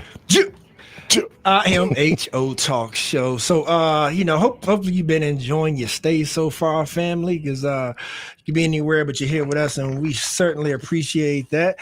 And so, it's Ron and I in here, talking, hitting some headlines right about now. It goes without saying, because it's every day for us, because we reiterate the teachings. We don't expect the oppressive school system to educate our own, my brother. So that's right, my brother. Power to the people. Happy Black History Month. Yeah, that's right. Black man. Martin Luther King, Malcolm X, Harriet Tubman, Dr. Wilson, and all that. That's right. And rest in fried power. Chicken, watermelon. bro, I'm trying to be serious now, bro. Rest in power to Reverend Jesse Jackson. So, Reverend Jackson, regardless of what you think about him, so he did what he did. The crazy thing is, first of all, Reverend Jackson, civil rights icon, just his reputation is impeccable. For the work he did. There's a lot of other things in his personal life, and that's one thing that we can kind of talk about.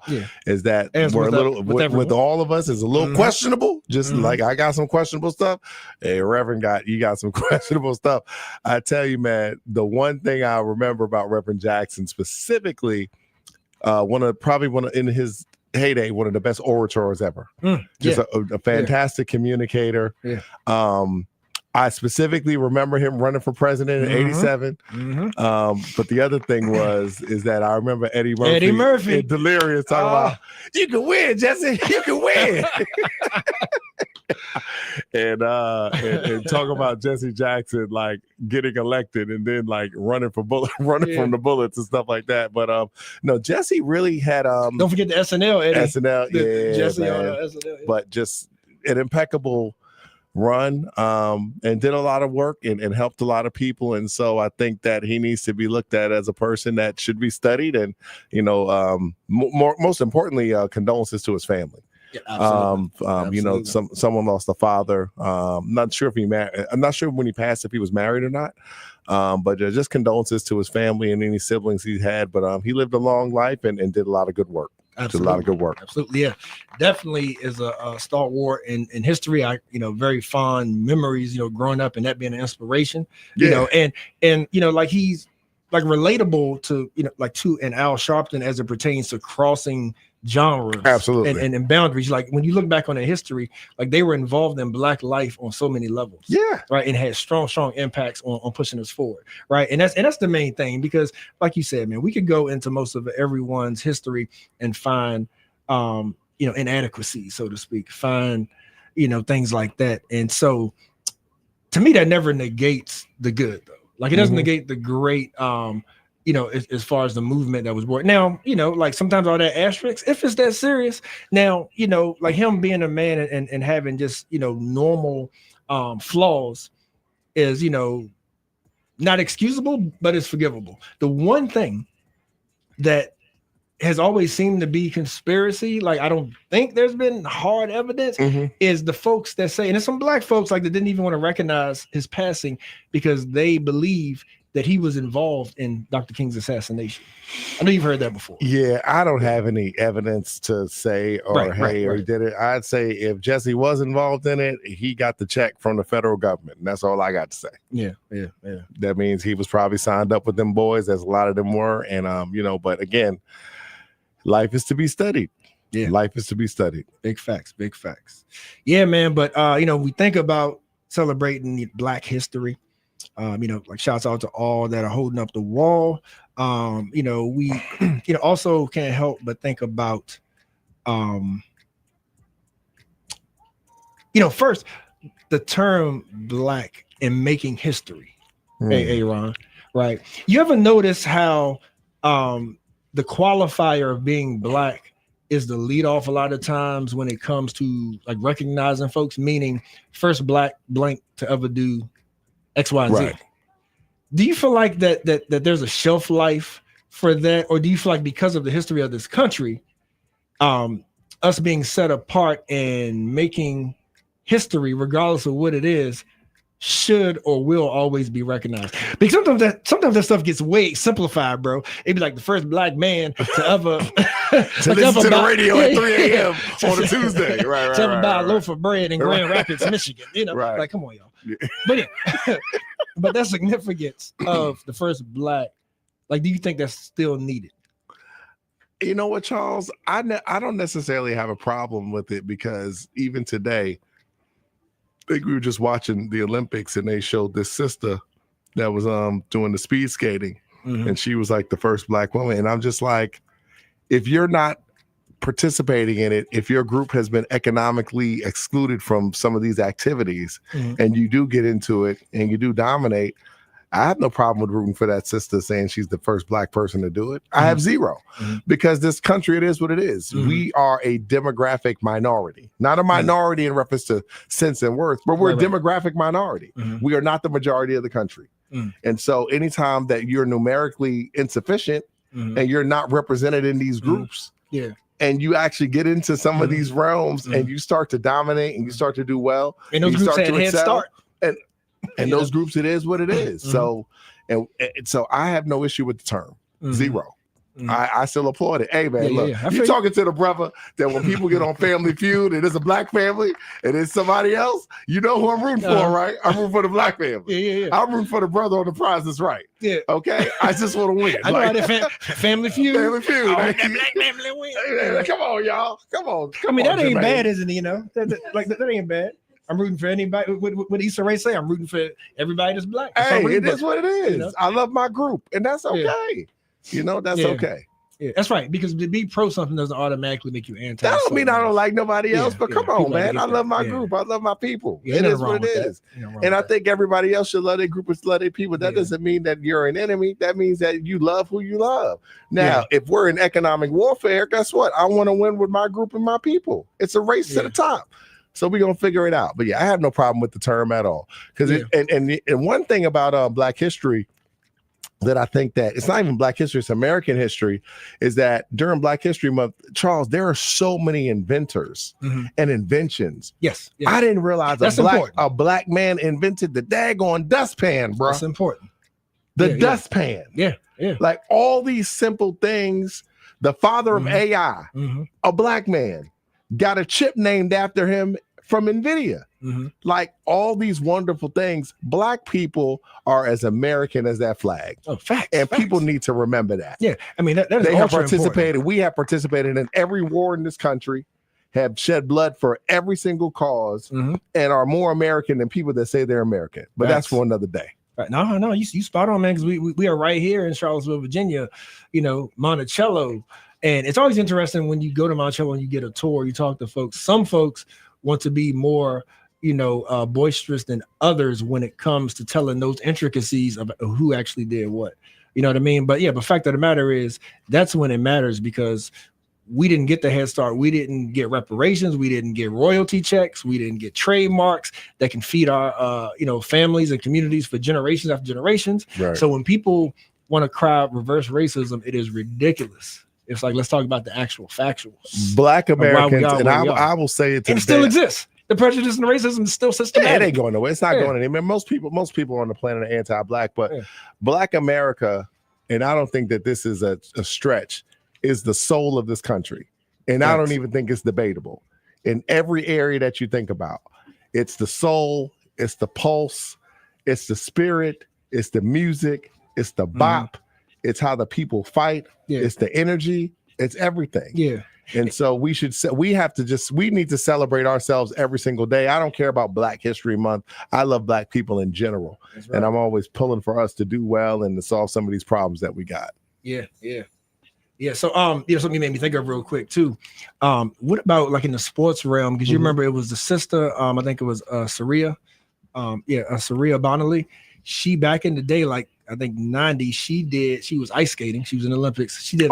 Shorty did that daggone flip. She did the first backflip. Yeah. And she got did it just for penalized. GP. Right. And she got penalized for it. So now, young man Ilya, he's from Virginia, by the way. And like he was out there skating hip hop music and everything, right? You know, crazy, you know, but respect. But he did it and like, you know, got just like heralded for it. But they say when she did it, it was illegal. Here's my thought on that though.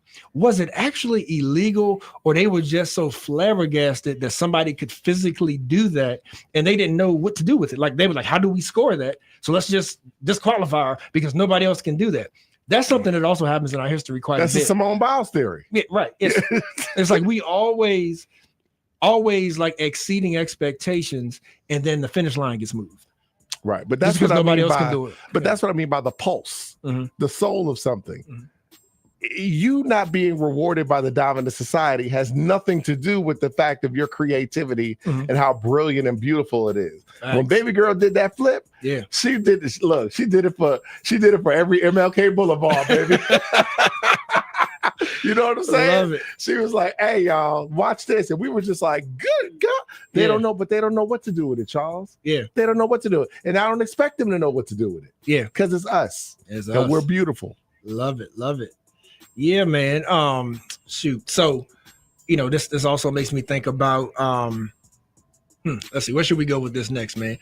How about the Teddy Bridgewater ruling happening down? You got to give me more information on that. So folks may know that like a year or two ago, Teddy Bridgewater actually got fired from his high school coaching job for doing what folks always do, helping out, kids in need. Of course, like when there's money exchange or any kind of currency like a financial benefit to amateur athletes, that comes with penalty because they can see it as like some sort of payoff. Or was it that he was like buying kids food or something like that? Very or simple, just being helpful. Right. Like he may have and that's the team. I think they won a state championship too, or something. Yeah, I believe the year before. They did. Yeah, okay, gotcha. Okay, or bus pass, all that kind of stuff, man. So Florida Senate has passed a bill called the Teddy Bridgewater bill, allowing coaches to use their personal finance up to a certain limit, which is great. Now, of course, we know this is riding the heels of NIL, right?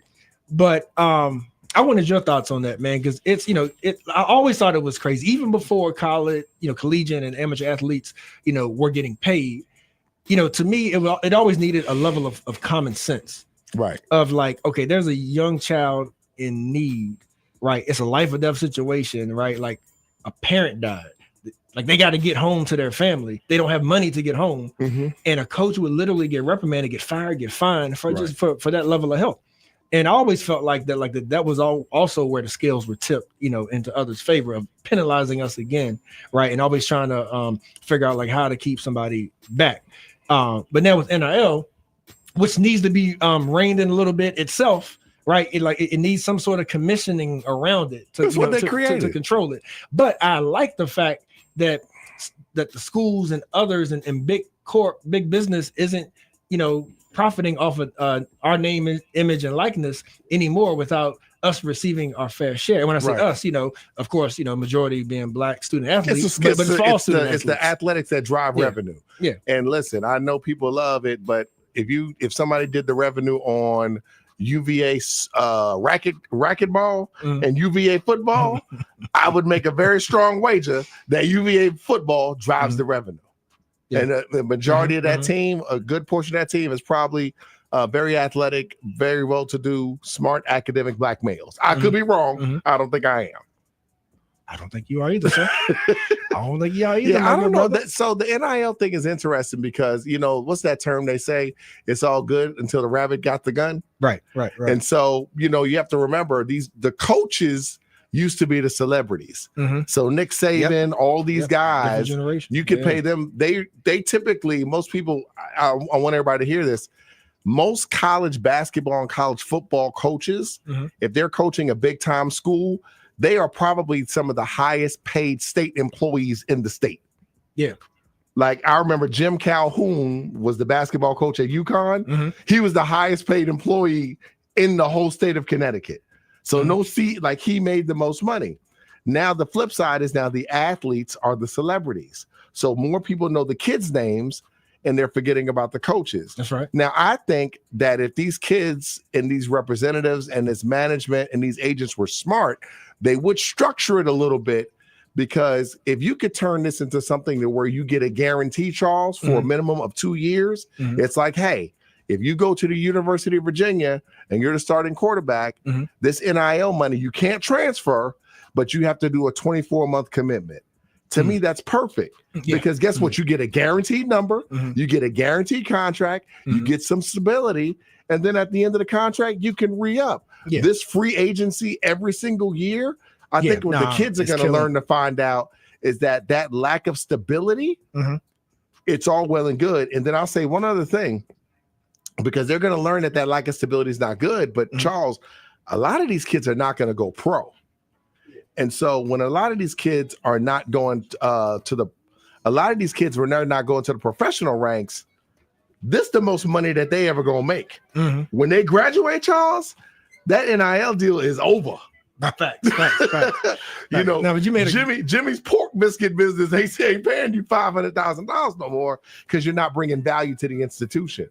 So I hope you guys have good representation. You're stacking that bread. You're investing it, because when it's over, it's over. When it's over, it is over. It's over. Now, but that's a big part of it, because the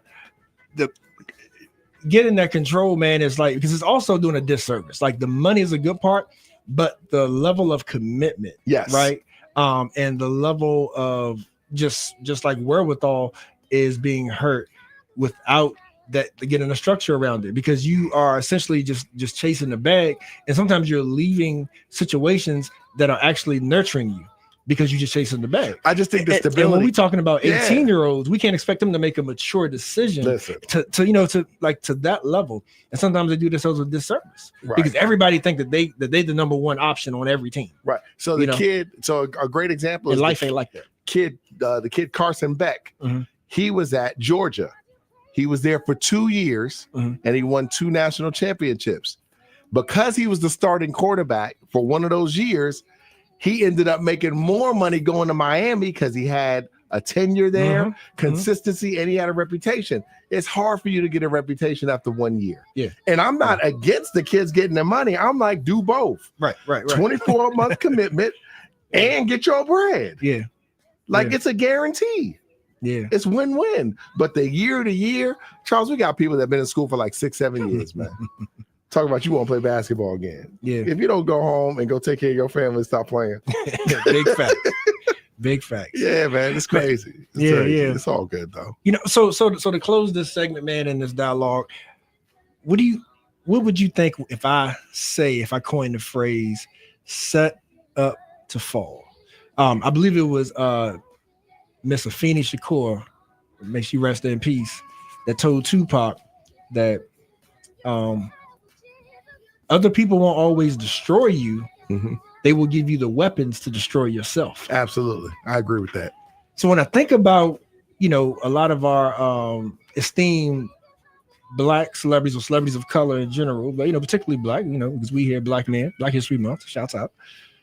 When we look at their falls and their demises, number one, a lot of times people got to stop believing everything they see on social media and actually do some research, because we know that everything gets put up like gospel nowadays. Mm-hmm. And sometimes even before social media, if there was enough power behind it, if you needed to take somebody down, people in power would do just that. Yeah. And they knew that they controlled the media to be able to control the narrative, right? The thought narrative. So since every man has his flaws, everybody makes mistakes, and you get to a level to where you got to be careful not to be a fall guy. Just because everybody else doing it don't mean you could do it too. Right. And I think we're seeing that a lot. Right. And there's so many examples that we could give, throughout that storyline. But Sharon Moore is one very interesting story. Yeah. So the fact of the matter is that yes, he had a girlfriend, he had an affair with and had a girlfriend that was on his staff, right? Which has its own level of complexity of being on the staff, being married, and having an affair. Recently, I bring this up because it may become a mistrial. It may get thrown out because they have found that the prosecution has indeed fabricated and lied and misled this trial. So my question, knowing all that, can this be a redemption story for him, or is it too far too late? It's not. The reason why I'm saying so. The reason why this will not be a redemption story is because his lack of sexual control is what got him in trouble in the first place. Because if he had a little bit of resilience, just a little bit of just a little bit, Charles, he wouldn't have been in this spot. And remember, they can throw the case out. You already lost the bread. You already lost the job. So he's going to get back on somebody's staff. John Harbaugh might hire him or something like that. And he'll end up having a good career, but he's going to look at back. I think myself as a man that's made some poor decisions before, he's going to look back on this and say, man, Facts. I had the opportunity to be the CEO of a multi-billion-dollar corporation. And guess what? He needs to know, and we all need to know, they are waiting for you to make a mistake. Facts. Waiting. Yeah. Because guess what? If you're not out there being elite, you're just another brother with a job. Man. Even if you're in the band, still in a clique. hey, so you have to be thinking like that. And I think that, and this is just men, but Black men specifically, we have a lot of unique opportunities. But the reality is I have to play by the rules that God has given me. Not those other rules. And I play by the other rules. You ain't gonna win with no D-discipline. Sorry, fellas. You ain't gonna win, bro. You know what it makes me think about? You just ain't gonna win. You know what it makes me think about? And I always mess up his name, and I don't think I get it right now, but the former Celtics coach that's now the Houston Rockets Ime Udoka. Yeah. So that brother, I think this is a parallel because he had a lot of like sexual misconduct and bad judgment. But this is a very forgiving country. And it eventually got chalked up, like with a little time, like, like time heals wounds. Right. To be like, okay, he sexual misconduct, like the man, kind of being a man, so to speak, out of control. We're going to forgive it. We're going to give him another chance. Right. Bam. So that's my point with the Sharon Moore of if this is going to be a redemption story or otherwise, possibly, because now will they say, okay, so all that other crazy stuff that they tried to paint on you and tried to create this like image about you, all that wasn't true. You made a mistake. You're remorseful. You can move on with your life. So does that mean he can get another coaching job? Because in a forgiving country, people want that redemption story to a certain extent too. I don't know if they want it from him. So is this now simplifying his case back to, okay, you messed up, like, but you ain't as crazy as we thought. So, They even talk about he may be able to sue the University of Michigan because it almost became a witch hunt. Yeah, well, it might be, but I think the problem he's going to have, the difference between Ime Udoka, that's the coach we're talking about, and Sharon Moore, the year that happened, they just came from the finals. They were just going to the finals. And Michigan was in the chip. No, Michigan was in the chip 2 years ago. They weren't that. recently in the chip. So you got there, you okay. You got a championship coach, and you. Are you worth the cost? What's that term called, Charles? Is the juice worth the squeeze? They was like, hey, Sharon, hey, bro, you better get this prune juice out of here, man. Because it's like, dude, is the juice worth the squeeze? And you saw Ime, he sat out for a year, and then he got another job because you are an elite coach. With Mr. Moore, I think what they're telling you is that we don't necessarily know if you're on that level. To be that level. If he's a great coach, Charles, guess what? You can't block talent. Somebody gonna pick you up. I don't know if he's that good a coach, but we'll see. Shout out to that brother. Hopefully, he learned some. Hey, bro, you learned a $50-60 million lesson, bro. Yeah. Hopefully you can bounce back. And most importantly, hopefully your children can bounce back. You follow what I'm saying? Because you are a man, you are a leader, you were a head of household, you were all of these things. So number one is hopefully those babies are gonna be okay. Yeah, man. Yeah, bro. Come on, Sharon. Get your life together, man. Come on, bro. We got you. We got your back, man. Hey, Sharon, we made you look.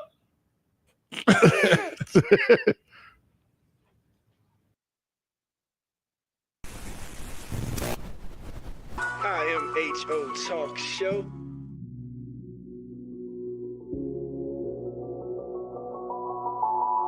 Sir Charles, Miss Max Razor.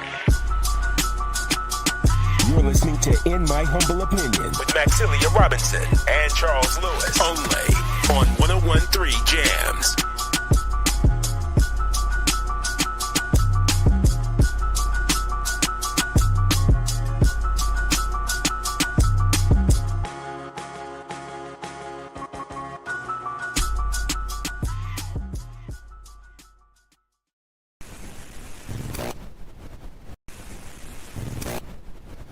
IMHO Talk Show.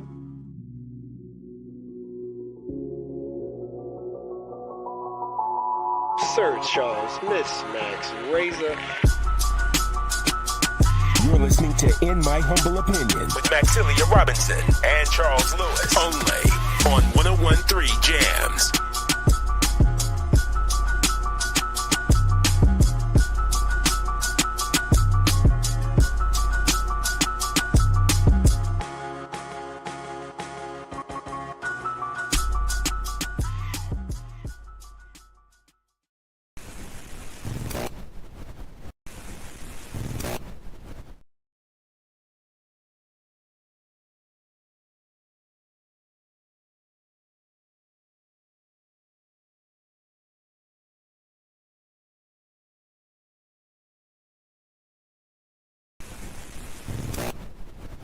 IMHO Talk Show.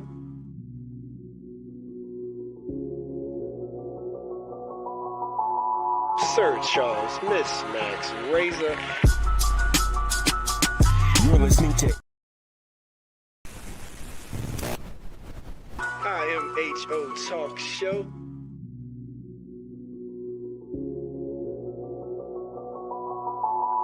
Sir Charles, Miss Max Razor. You're listening to In My Humble Opinion with Maxilia Robinson and Charles Lewis, only on 101.3 Jams.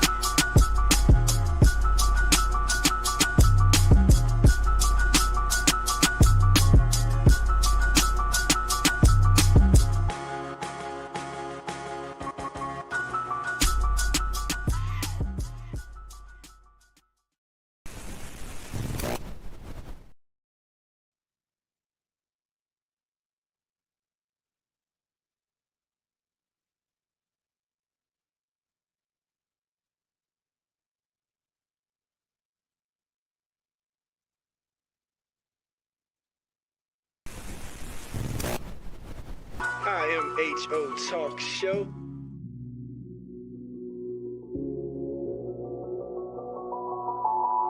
Sir Charles, Miss Max Razor. You're listening to In My Humble Opinion with Maxilia Robinson and Charles Lewis. Only on 101.3 Jams.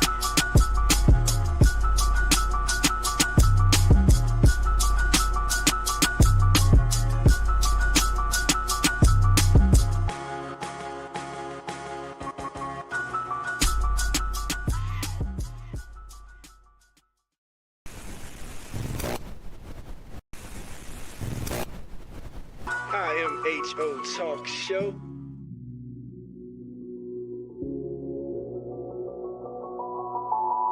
Sir Charles, Miss Max, Razor.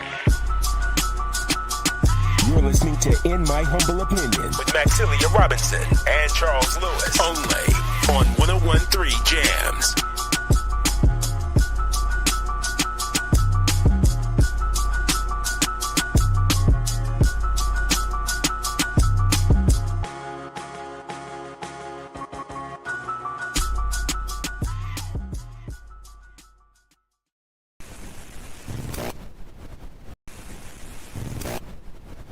IMHO Talk Show.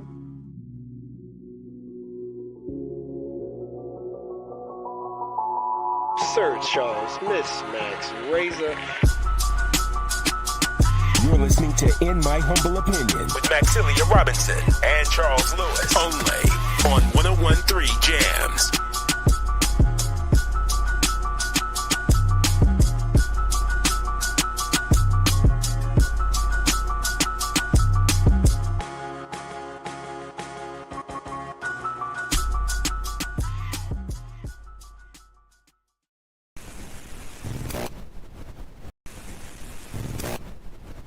IMHO Talk Show.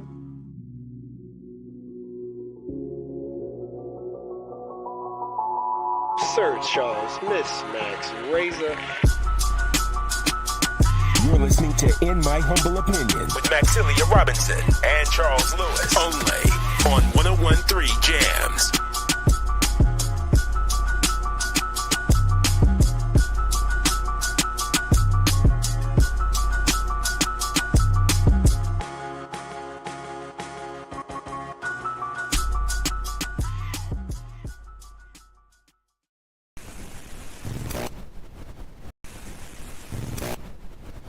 IMHO Talk Show.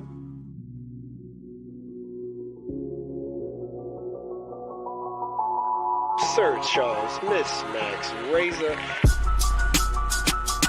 You're listening to In My Humble Opinion with Maxilia Robinson and Charles Lewis. Only on 101.3 Jams.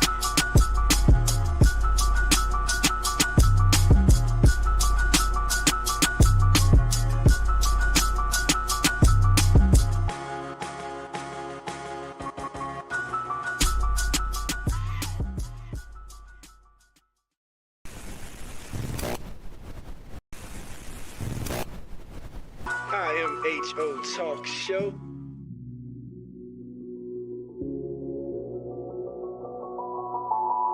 Sir Charles, Miss Max, Razor. You're listening to In My Humble Opinion with Maxilia Robinson and Charles Lewis. Only on 101.3 Jams.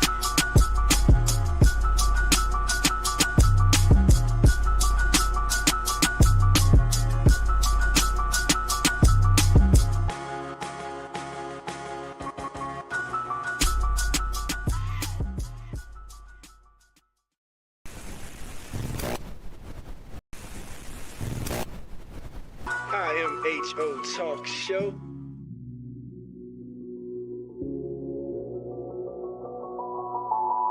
Sir Charles, Miss Max, Razor. You're listening to In My Humble Opinion with Maxilia Robinson and Charles Lewis. Only on 101.3 Jams.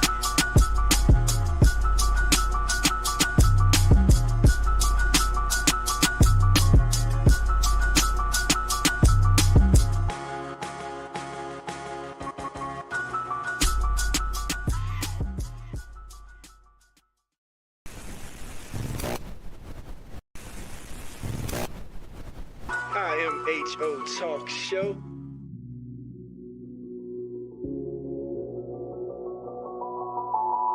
Sir Charles, Miss Max Razor. You're listening to In My Humble Opinion with Maxilia Robinson and Charles Lewis only. IMHO Talk Show.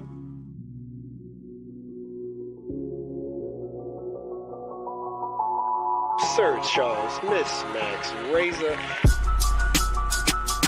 You're listening to In My Humble Opinion with Maxilia Robinson and Charles Lewis only on 101.3 Jams.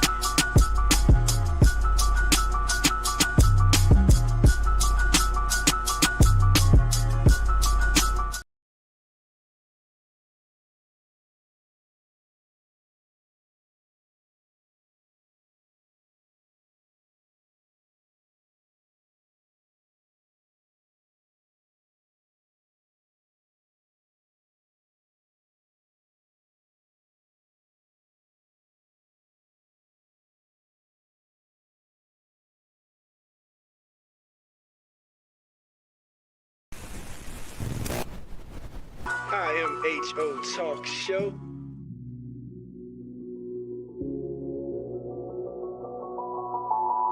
Sir Charles, Miss Max Razor. You're listening to In My Humble Opinion with Maxilia Robinson and Charles Lewis only on 101.3 Jams.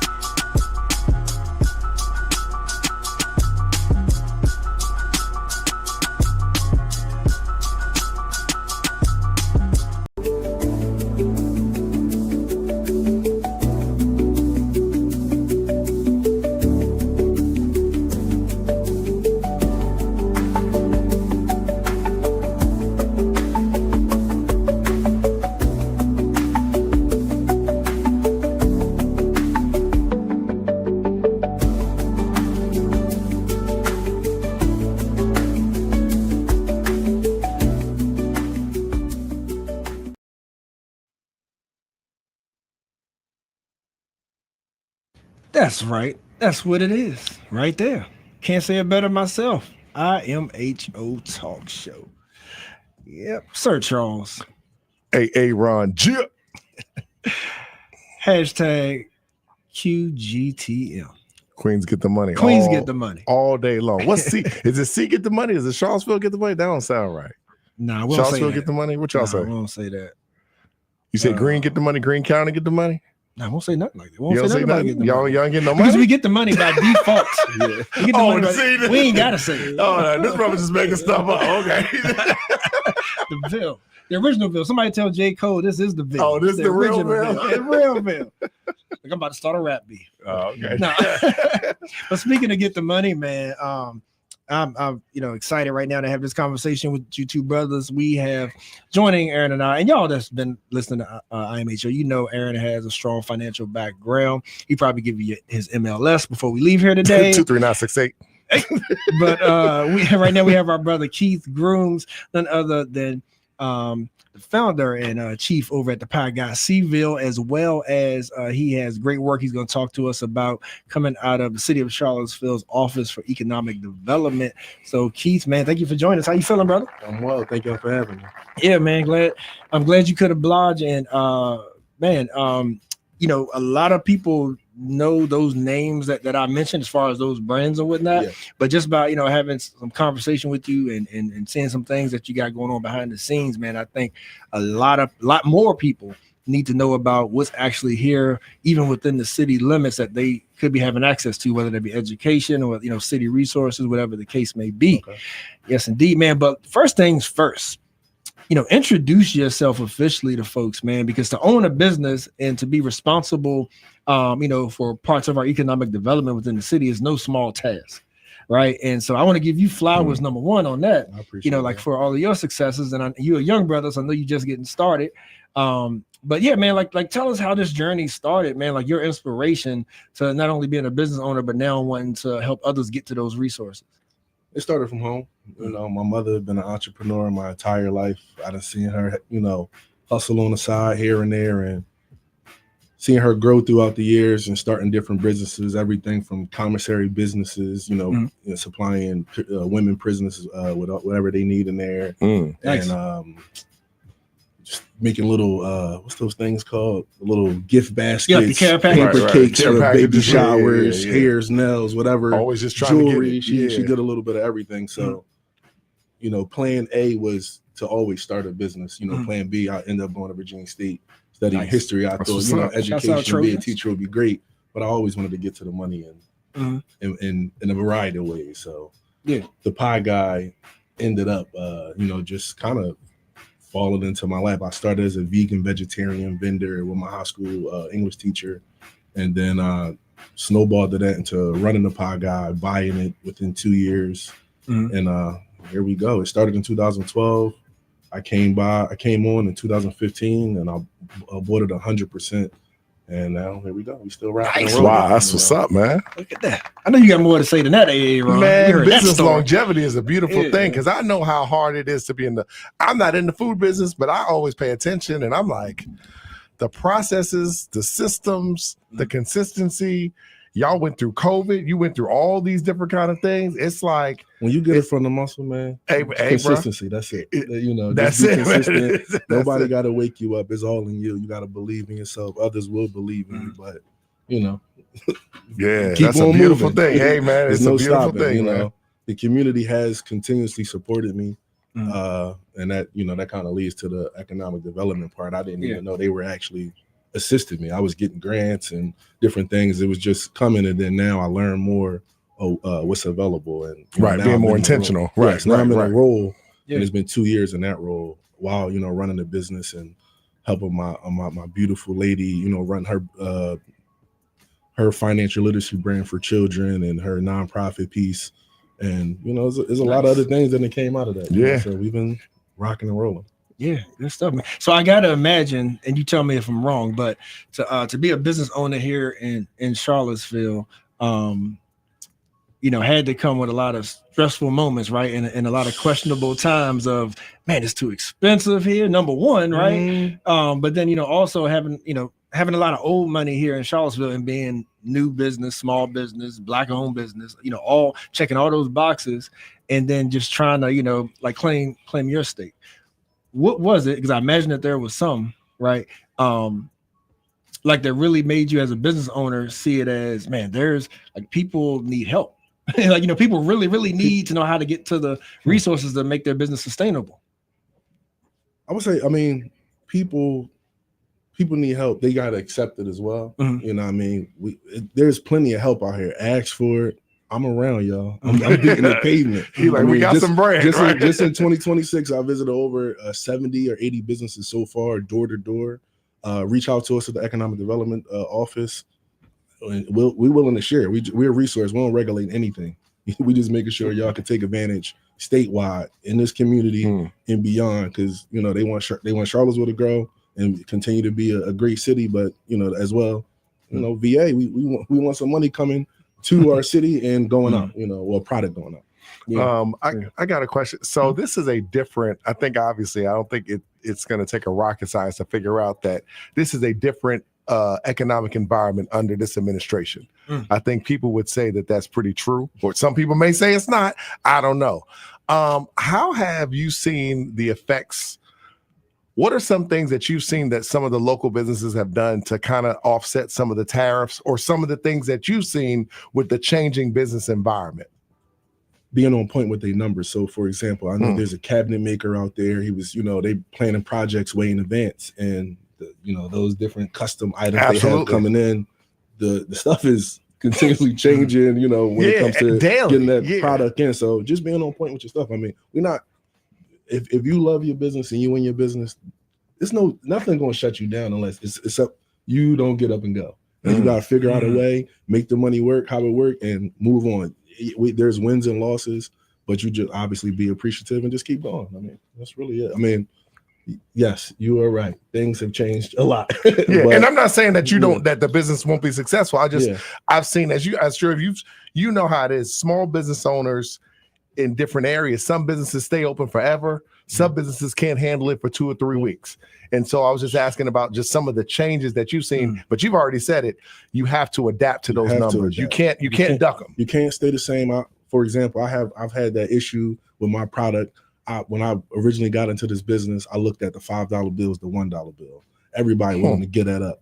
So the pie was originally $5. Then it went to $5.50. Then it went to $6 plus tax. Then it went to, and we go to a festival, $7 plus tax. You got to do whatever you got to do. Right. Make sure the products continue to be consistent and it's flavorful, and you got the energy, and you're not, sad about this going up, because everything gonna go up. Let's go up with it. Just make sure you're getting yours. Right. Good stuff. So we are talking to Keith Grooms, Pie Guy, as well as City of Charlottesville Office of Economic Development. So how about we get into more of your quote unquote office work, right, in the economic development? Like, kind of give us first the overview of what that office is meant to provide to the city. That's a heavy question, but the economic in our office, we cover workforce development, training. We have different resources to help your businesses. Let's say you want to hire somebody. There's a grant out there. It's called the Go Hire Grant that'll assist you to onboard that staff, training of existing staff, kind of doing a breakdown of, is your business operating the right way? I think that's Workforce Solutions. We have the Go Startup Program. That's what I oversee. So anybody that's an entrepreneur that's aspiring, just has that thought, and they want to develop that idea, see where resources are available locally, and learn from different business owners, as well as myself. I'm leading the class and just really grow that idea. And it's not just a thought. And now you're not going to run a business tomorrow unless you just got the energy. I'm never going to tell nobody no. Right. Remember, you believe in yourself. Right. You can make it happen. But you don't have to take the fumbles and stumbles that I did, because if you don't know, you don't know. You don't know. Go ahead. Oh no. So we have a lot of young people that listen, and a lot of young people. I had one in my house. They want to start a food truck. Yeah. They want to start a restaurant. They want to do all these things. But some of these young people, they don't want to understand the food business. Okay. In reference to the whole thing, from start, how you get the product, how you prep it to plate and everything. How important is it for just people that want to get into food, culinary business in general, for them to understand the entire process? Because some people want to skip steps. That's what I'm learning. Facts. You can skip some steps, but you're gonna have to go backwards. You're gonna have to go backwards and learn those different things. I had the opportunity not only to learn in-house from my mother and different things in the business side, as well as just always being creative. But again, there's still resources out here. Yeah. What's his name? Chef AB. Yeah. Shout out to my man. You can go get your culinary skills up over there. You don't have to. You can go to PBCC as well, but you can gain those soft skills. They have some different training that actually partner with my office as well. And then you got to know them numbers. You got to pay attention to them. They change. And I can remember when I got into the business, one of my major products, it was like $25 a case, and that was $53 a case. Do you decide to swing and say, hey, I'm gonna produce that product in house? And does it make sense? You paying somebody to make that product in the time, and you gotta piece it up, run them numbers, stay tight, because the margins got to make sense. If you're not making no money, then we just gonna do another hustle. Reason why I asked that, man, there was a show on NBC. I won't chart, but there was a show on NBC. I'll never forget the episode. It's called The Prophet. And he would go into these businesses and try to help them get their numbers right. And he walked into a restaurant and he said, how much does it cost you to make this plate? Let's say it was a steak dinner. Yes. And the guy was like, it costs he's like $13 or something like that. And he had him go through every ingredient. He said, how much of a pinch of salt you use? Celery, the parsley, the potato, the this. And the guy was like, it cost me $36 to make a plate, and I'm charging $37.50. And that woke him up, because like you said, he didn't know his numbers. He had an idea, but he didn't like to get into the business part of it. He just wanted to I just want to give you a steak plate. No. But this is not a nonprofit, bro. No, even with them. Even with them, a nonprofit is still a business. Right. They just spend the money differently. Right. So your numbers are very important. Pay attention to the ups and downs in your product, and as well as developing yourself. Right. I didn't necessarily know how to plate a plate. One of my mentors, he put me into a catering situation where I could learn, hey, this is how you serve, this, that, and third. I went into another mentor of mine, took me into the festival world, and I learned, hey, we need this kind of setup. you have to have your own refrigeration, right? Because if you share in the refrigeration with other vendors, they stepping on your boxes and all kind of crazy. Just little things you're not even thinking about. You got to take the time to learn. Of course, some people are fortunate and things bubble and pop immediately, and the dough flowing in. But then you still got to know what to do after that. So, right. Take the time, check out what resources are available, and check out the Small Business Development Center. That's the number one. We have a really great one here in the city. Okay. They have free advisors. If you're trying to get in touch with a bank, they got retired bankers there. There's a lot of resources there. If you want to develop a product and package it and get out, they have more resources from Adventure Central. So there's a lot going on. Right. That's what's up, man. Yeah. So a question I have, I'm sure some people are thinking, is it Charlottesville centric? Because we know the overlap in the literal intersections of the city and the county. Mm-hmm. So does the county have an equivalent, or if you're in the county, are there resources in your office that can still assist? Yes. If you start in a business, I don't care where you land. Okay. Find out what the Economic Development Department has going on, how they can assist you. They can share what is available, because it might not be rocking in this area, or they might not have as much available, due to whatever economics. It may be a more rural area. All right, you might want to start to get a business license in this area so they can assist you more. And obviously, it's usually more people there, more population. But depending on what, you don't know what the taxes are, so just start at the Small Business Development Center, and they definitely can assist you. But in my office, we're going to assist you. But there is an equivalent at the not exact. We have different. I say we have different products that we focus on than with the county. Right. Okay. Why do you think? Well, here's my question. Do you think businesses are utilizing you guys' services enough? And if not, why do you think that is? I would say so. You never know who's going to walk through that door. Every kind of business owner is walking through the door and need different resources. I would say more needs to come through. Reach out. We're literally just to support y'all. I don't want to tell you, oh no, you can't have. That's not my role. I'm not the zoning guy. I'm not the person that's the licensing guy. We just want to make sure you can get through the red tape with connecting with someone that can assist you to get there as well. And just making sure, hey, you can keep running your business successfully. Can I ask him a food question, Charles? What's up? Fine with me. I'm just making sure. How do you feel? Because I know you got a quality A1 product. Like you got that quality work.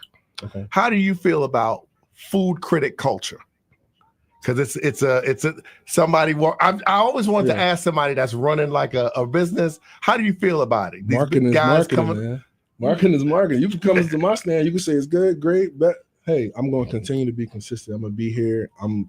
I'll get love to my people. Right. You know what I mean? Just when there was all those storms was going on, my customers were still out there in the snow with the crazy wind. Trying to come get that work. So thank y'all for coming out. But okay, it's an opportunity. You can spin that off. If you're a content creator kind of person, I'm really bad on socials. So you can spin it how you want for your business. A look is a look. Right. Make it happen. All attention is good attention. Business owners, hear that. Don't be scared of it. No. Let them people come through. Give them that good product. Definitely. Yeah. So, here's sort of a philosophical question for you guys, Keith, is one thing that always stands out to me. We kind of touched on it earlier today, Aaron, is when people use that term gentrification, right? Which essentially is economic development. Now, gentrification has a label on it that by default gets interpreted as being bad or negative for the indigenous people of that community. Okay. Like that, you know what I'm saying? So Point Breeze ain't what it used to be. Right. So that's my whole point. What do you think we need to do in order to take advantage of the economic development that comes to our communities, and instead of us always being the ones getting pushed out of it? It's a good question. I would say, for example, we just had, what was it, Friday? There was the community conversations with both economic development departments, County of Albemarle, City of Charlottesville. This is the trajectory of the City of Charlottesville for the next 20 years. Got to be there. Let's be in the room. Let's see what's going on. They want y'all to build some houses at 1,300 square feet. Figure out who you can talk to. This guy might got the financing. We giving out money all day long to assist you. See how many properties you need. Can you partner with some people? Right. Collaboration is the name of the game. Right across here in this parking lot, they collaborated to build that over a bridge across the way. you would have known that was probably coming, you know, so you can say, hey, this might be a good area to lay some roots in, because as time goes, because everything is not a Instagrammable TikTok situation. It's planning that goes into planning this go into it. You got to know your numbers. You got to know the people. Who is your customer? Right. And take advantage of those resources. They're around. Facts. We are talking to Keith Grooms of Charlottesville Office of Economic Development. And so, Keith, like I know you kind of touched on it, man. Like, but I would love for you to elaborate on anything that you might want to in regards to the, you know, to the specific services that you had. Like I heard you mention the GOAT startup that you oversee.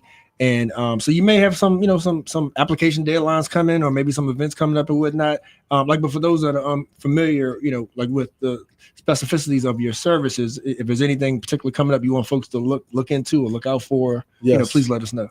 Go Startup applications are still open. We got about 2 more weeks, three more weeks. Class starts in April. And that's just that introductory course to entrepreneurship. We touching on the finances, getting you a tax professional coming there to see how you can view your business, as well as what resources are available, and just really developing that the vision of what you have for your idea, and if it's actually viable. You know what I mean? I'm a serial entrepreneur. I come up with something every other day, but everything don't make sense, and so you get to test it out in that room. And when you can develop yourself after that, you can go to CIC, the Small Businesses, Community Investment Collaborative. That's a 16-week course. We direct you there. There's something new at what's the church over here on Ridge Street? They have an 8-week training or 10-week training. Is it Mount Zion? No, not Mount Zion. It's right there at the old with the resource, the music resource center. First Baptist. I think it's called. I don't want to get the. I'm naming everything around. There's a church right there by the bus station. They have an entrepreneurship training. Ain't the point. And a small business. Yeah, I think it's the point. Is the point? Okay. Yes. Small Business Development Center has, you know, think about the experience as a la carte experience, so you can just study those different pieces that you need. But Go Startups. Apply now. Charlottesville. .gov/ecodev applications on there. Get in contact with me. I'm Keith Grooms, and I'm the entrepreneurship program specialist. I never really said what my role is, but yes, reach out to us. That's what's up, man. Use them resources, y'all. Yeah, you know what? Ain't that that's what Adam Coleman, Pastor Adam Coleman, ain't that his name? Yes. Yeah. Oh man, he gonna kill me. Yeah. Because I've talked to him about that. They got a nice campus over there. Yes, he does. Yeah. Man, that is the good stuff. So, you know, one thing that's standing out to me though, is that like you obviously have like that thing, like that gift, right? Like it's obvious that you're confident, and so you could probably go on Shark Tank and probably sell Mark Cuban, right? And so, salt to a snail, water to a well. Hey, you turn me on. You better play. Hey, you need to play. You need to play it. All right. When it's time to sell, you don't know. That's something I definitely had to learn in this role to tune down. I'm not trying to sell you on a product. You know what's available, the resources. But you gotta. The art of selling is a thing, and you do have to develop your confidence. One of my first hustles was white t-shirts in 2002 in high school. Everybody had the 5Xs. I had the thick collar ones. I didn't have the ones that was at Foot Locker, but mine was $6. Theirs was $5. But I had a more quality product. You had to, you know, get them off. Man, moving them things like Nino Ricotta, baby.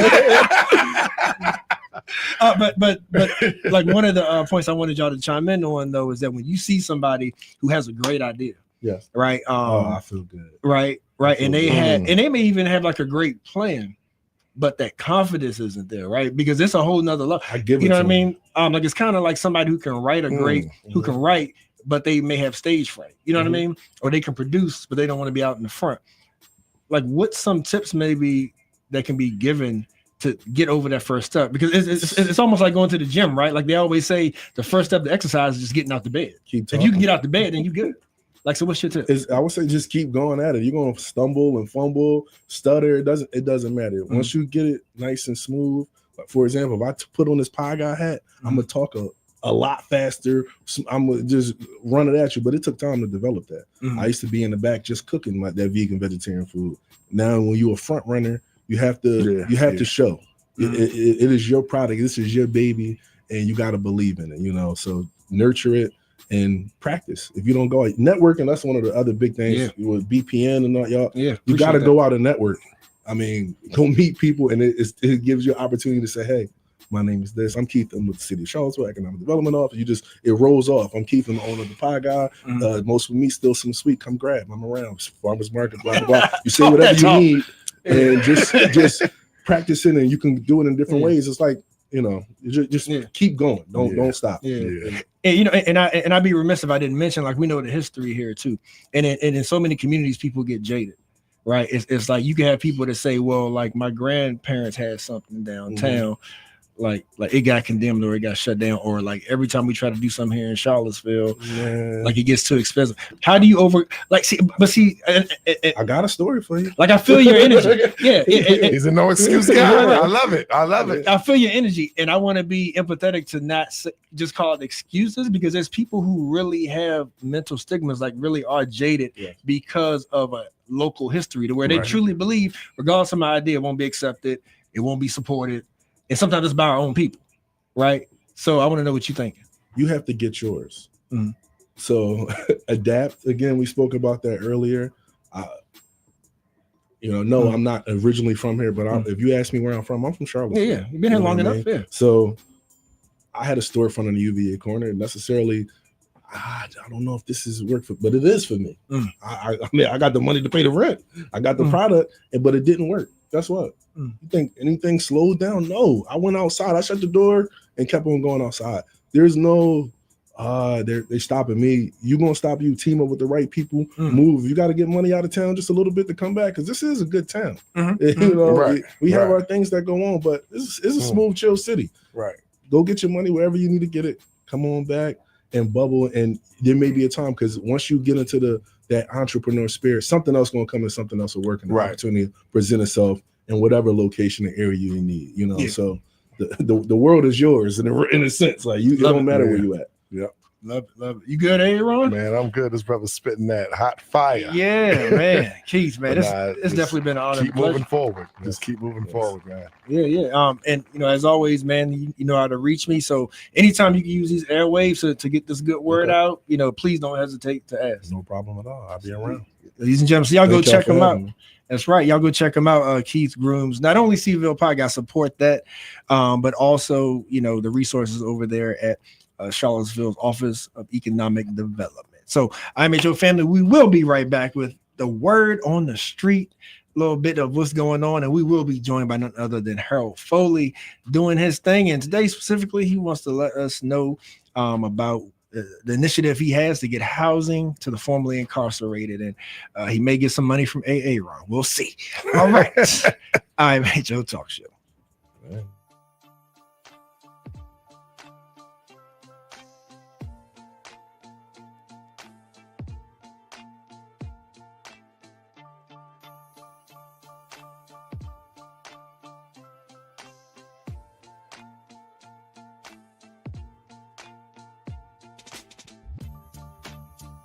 We live in a society in which structural racism is a very real thing. We are all dealing with that in every aspect of our lives, and the media is a reflection of our community. Historically, black people have been portrayed a certain way in the media to justify normative assumptions around political and social issues. More black people behind the cameras, in front of the cameras, more producers, more people of color producing, so they can go and get the content that's needed so they can highlight our attributes. I've been in this industry for 15 years, and I've seen firsthand how our voices just aren't heard. Even if you're in the newsroom, sometimes you get completely ignored and stereotypes are allowed to perpetuate. And one thing we want to do is combat that, and also bring information to people so they can be as informed as possible when choices are made in this city, so they can do whatever they can to get their voices heard. What I believe can be done about the situation is to have more people of color creating news stories, more people who have a interest in and a social consciousness that relates to the stories that they're telling. Charlottesville Tomorrow looks at these issues. We can present them on IMHO. Vinegar Hill Magazine can take that a step further, and just together we can just make this thing that can be an example of how we can change the media landscape, how we can be more inclusive to get these voices in, to get these people heard. That's just one thing that doesn't happen in so many places, and it's a shame. We think we live in a society that's very progressive, and we're talking about equity and diversity and inclusion and all these things. Still, the way that black people, and I would say, and I would argue, especially black men, are portrayed by the media is incredibly dangerous, and you've seen the sort of tangible violence that it's led to over the past year. The community can support the SIM project by first and foremost giving us an opportunity. We understand that it can be difficult to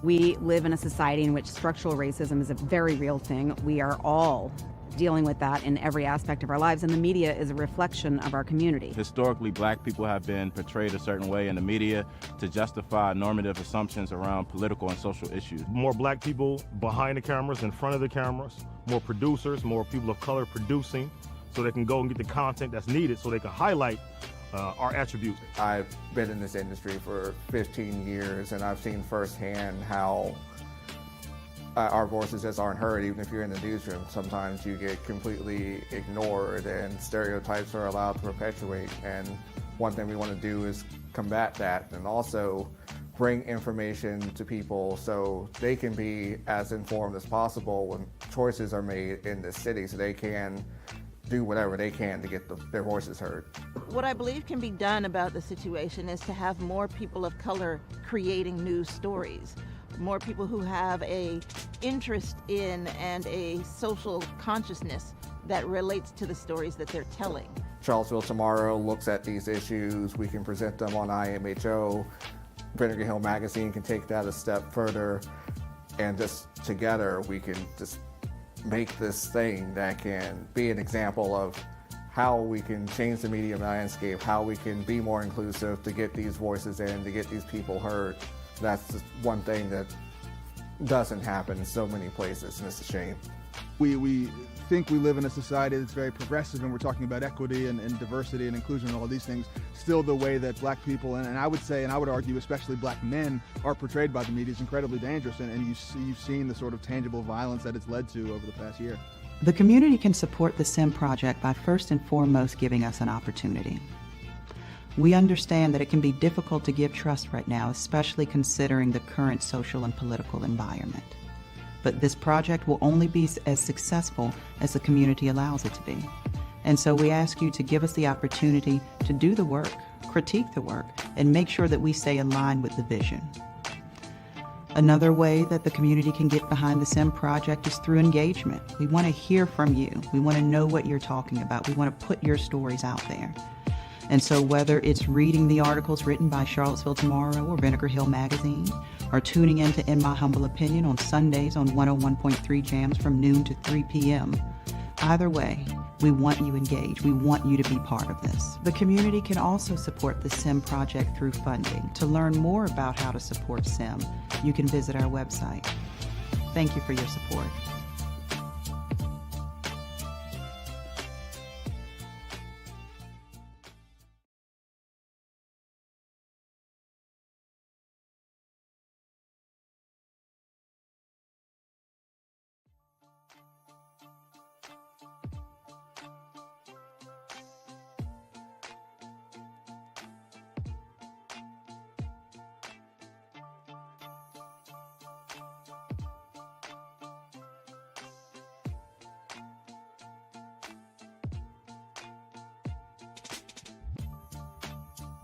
We live in a society in which structural racism is a very real thing. We are all dealing with that in every aspect of our lives, and the media is a reflection of our community. Historically, black people have been portrayed a certain way in the media to justify normative assumptions around political and social issues. More black people behind the cameras, in front of the cameras, more producers, more people of color producing, so they can go and get the content that's needed so they can highlight our attributes. I've been in this industry for 15 years, and I've seen firsthand how our voices just aren't heard. Even if you're in the newsroom, sometimes you get completely ignored and stereotypes are allowed to perpetuate. And one thing we want to do is combat that, and also bring information to people so they can be as informed as possible when choices are made in this city, so they can do whatever they can to get their voices heard. What I believe can be done about the situation is to have more people of color creating news stories, more people who have a interest in and a social consciousness that relates to the stories that they're telling. Charlottesville Tomorrow looks at these issues. We can present them on IMHO. Vinegar Hill Magazine can take that a step further, and just together we can just make this thing that can be an example of how we can change the media landscape, how we can be more inclusive to get these voices in, to get these people heard. That's just one thing that doesn't happen in so many places, and it's a shame. We think we live in a society that's very progressive, and we're talking about equity and diversity and inclusion and all these things. Still, the way that black people, and I would say, and I would argue, especially black men, are portrayed by the media is incredibly dangerous, and you've seen the sort of tangible violence that it's led to over the past year. The community can support the SIM project by first and foremost giving us an opportunity. We understand that it can be difficult to give trust right now, especially considering the current social and political environment. But this project will only be as successful as the community allows it to be. And so we ask you to give us the opportunity to do the work, critique the work, and make sure that we stay aligned with the vision. Another way that the community can get behind the SIM project is through engagement. We want to hear from you. We want to know what you're talking about. We want to put your stories out there. And so whether it's reading the articles written by Charlottesville Tomorrow or Vinegar Hill Magazine, or tuning in to In My Humble Opinion on Sundays on 101.3 Jams from noon to 3 p.m., either way, we want you engaged. We want you to be part of this. The community can also support the SIM project through funding. To learn more about how to support SIM, you can visit our website. Thank you for your support.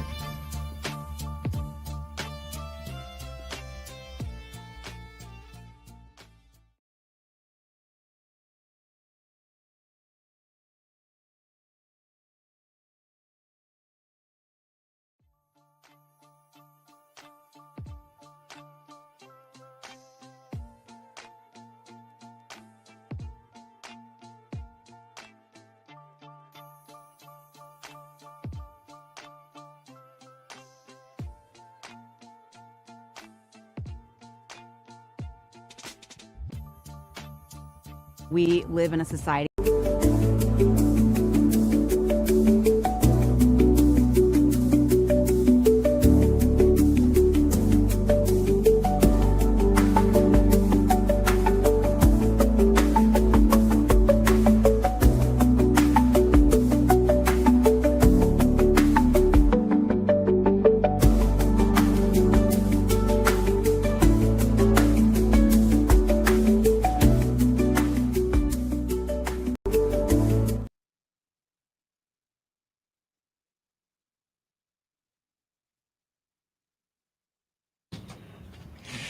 That's right. That's what it is. As the man say, IMHO Talk Show. Still here, still standing. Sir Charles A. Ron. Yeah.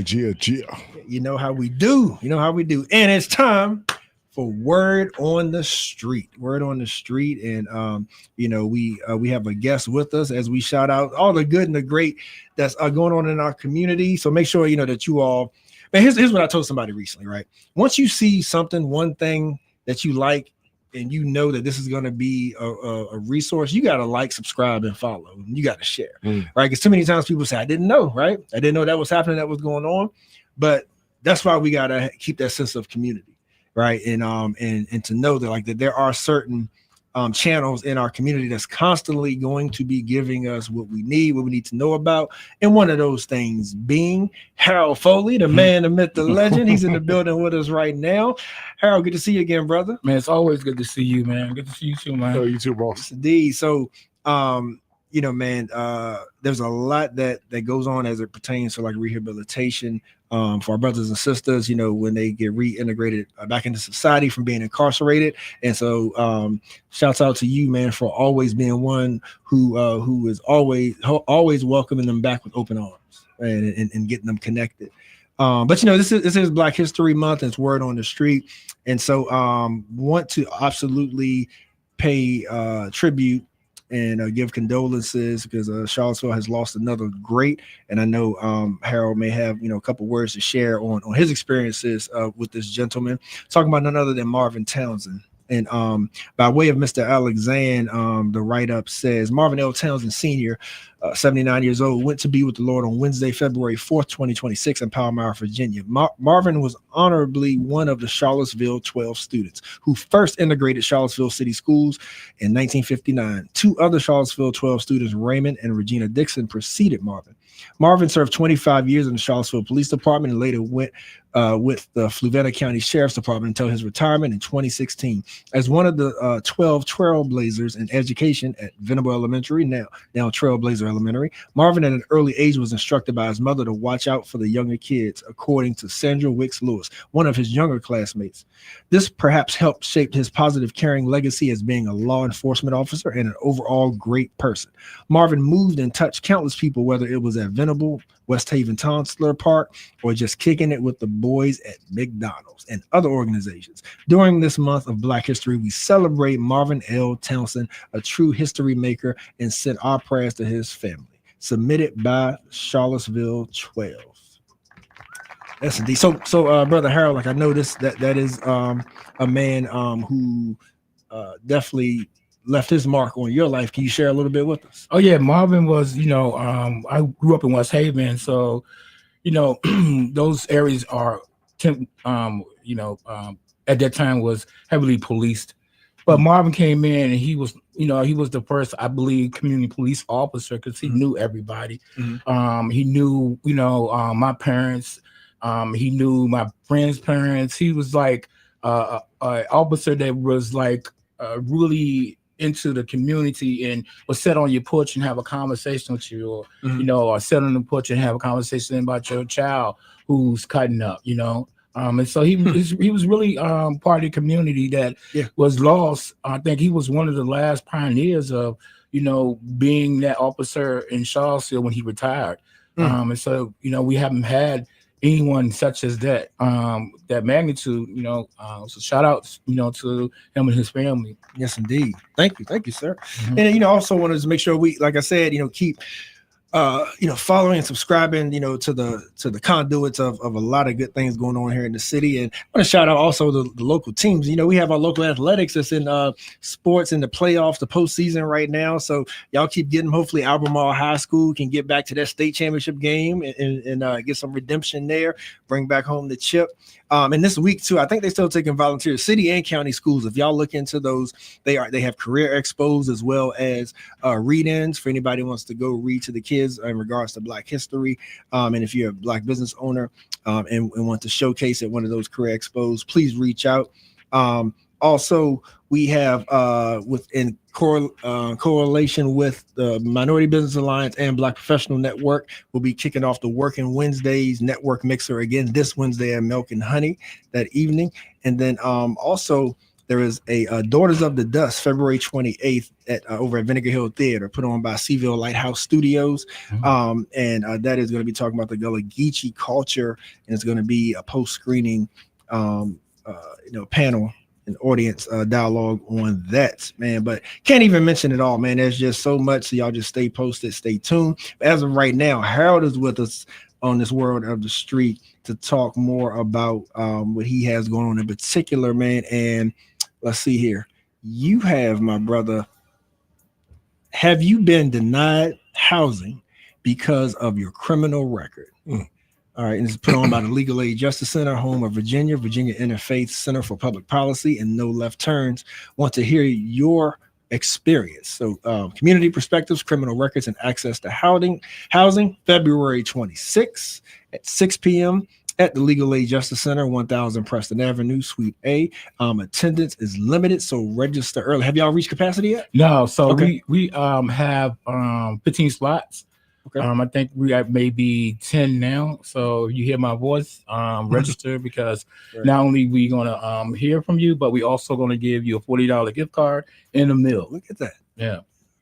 That's good stuff, man. And and so as the flyer says, any questions, can't make it, they want to hear from you regardless. And it sounds like info that could benefit a lot. So you can reach out to 434-409-0791 and Harold at justice4all.org. So Harold at justice4all.org. So man, so how did this come to be? Is there something, because I know how connected you are to City Hall and to local politics as well. So so how did this come to be? Is there like a demand that we're seeing right now, or maybe some legislation changes that's leading up to this? Well, you know, one of the things that we do at Legal Aid, we do expungement clinics. And in those expungement clinics, we hear a lot of people say, you know, I couldn't get housing because of, right? And so we looked into the policies because, you know, a lot of people don't understand the way white supremacy is still working is because of the policies that were made before our time, or, you know, early in the 1900s, right? And so we still in these policies that is really racially motivated. And so there is, you know, some folks who are like been out for years, who've been coming to these expungement clinics and said, I've been out 8 years, 5 years, and I still can't get a place, right? And so, you know, we band together in a coalition of the folks you just mentioned and say, hey, what can we do to change this policy, right? And so what we're doing is we're not going to like build it and see if people come. We want them to build it with us so we can, you know, fix this problem. So what we're doing is we want to listen to get people who are directly impacted by this policy to bring them in to hear what they're saying. So we're not only doing it in Charlottesville, we're doing it in Southampton Roads, we're doing it in Southwest Virginia, Northern Virginia. So we're trying to get a big pie to bake to hand to the legislators, right, to change this policy. Gotcha. And two, the policies that you know, the criminal legal system is definitely disproportionately towards the Black and brown community, right? And disability. So this is really a racial justice issue anyhow, right? So that's what I'm working on. Usual. Yeah. So I got a question for Aaron over there too, man, because you know he's in he's in the finances and banking of people you know, having housing and having properties and whatnot. Like, what can you add to that conversation? And I'm sorry, you know, as far as some of the hurdles or maybe loopholes even in the process where people think they're going to get denied regardless. Like, what kind of you know, help do you offer people that, you know, the surprising thing is that from a mortgage banking side, I've done loans for people that are previously incarcerated. And actually the only reason that it ever even came up was because they had a gap in employment. And you have to be like, okay, well, you got this 4-month period of time to where he's like, well, and you know, I was in greater confinement. That's what I like to call it. But man, there are so many resources and programs out there for people. Obviously, if you come out and you're working and things of that nature, you got a W-2 job and things of that nature. But I see it. I think the easiest way to answer it, Charles, is I see it less in lending because you're lending on an asset and to where you actually have ownership in it. And, you know, with a mortgage, if you pay, you stay. If you don't, you won't. Because at the end of the day, the bank isn't looking to evict you because of your criminal background. The bank is like, if you want to get out of here, that's cool. We're just going to take the house back. So there's a level of risk and there's a level of risk that the bank is willing to take on. But we definitely need to have some level of programs, some resources out there for our brothers and sisters that were in greater confinement, to where if they're just coming out and they need to find a rental place or they need to find some level of housing for their families, that they're not just carrying this albatross on their back. Like you just mentioned with this person, for 8 years is a long damn time. Excuse my French. That's a long time to be still thinking about something that's just as basic as housing. you know, housing, utilities. Like, what are we talking about? Yeah. You know, one of the things too, I'm gonna piggyback on you. The things that's really stopping people is the over broadly property managers who look into these background checks, right? When they do the background checks, you know, one of the things that we are happy about that the expungement bill that passed stops that from happening. But when they look at people's backgrounds and see that, you know, they are formerly incarcerated, they don't even have opportunities to like explain themselves. And so then they get denied. They just see it and that's it. So, you know, that's I think that the thing that is really like different than like owning a home, because I own a home. I'm a former incarcerated person that never came up. You're right.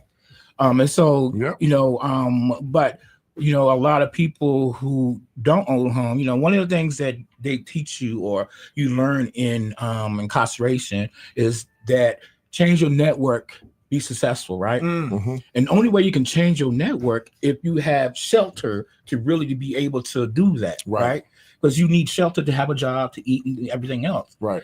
If you can't have shelter, you're gonna go back to your same network, and then you're gonna be doing the same thing. environment. That's You're with the same people. That's right. Right. That's right. Yeah, that's a and good so, point. And so that's what I'm looking for is how can we about that, young man?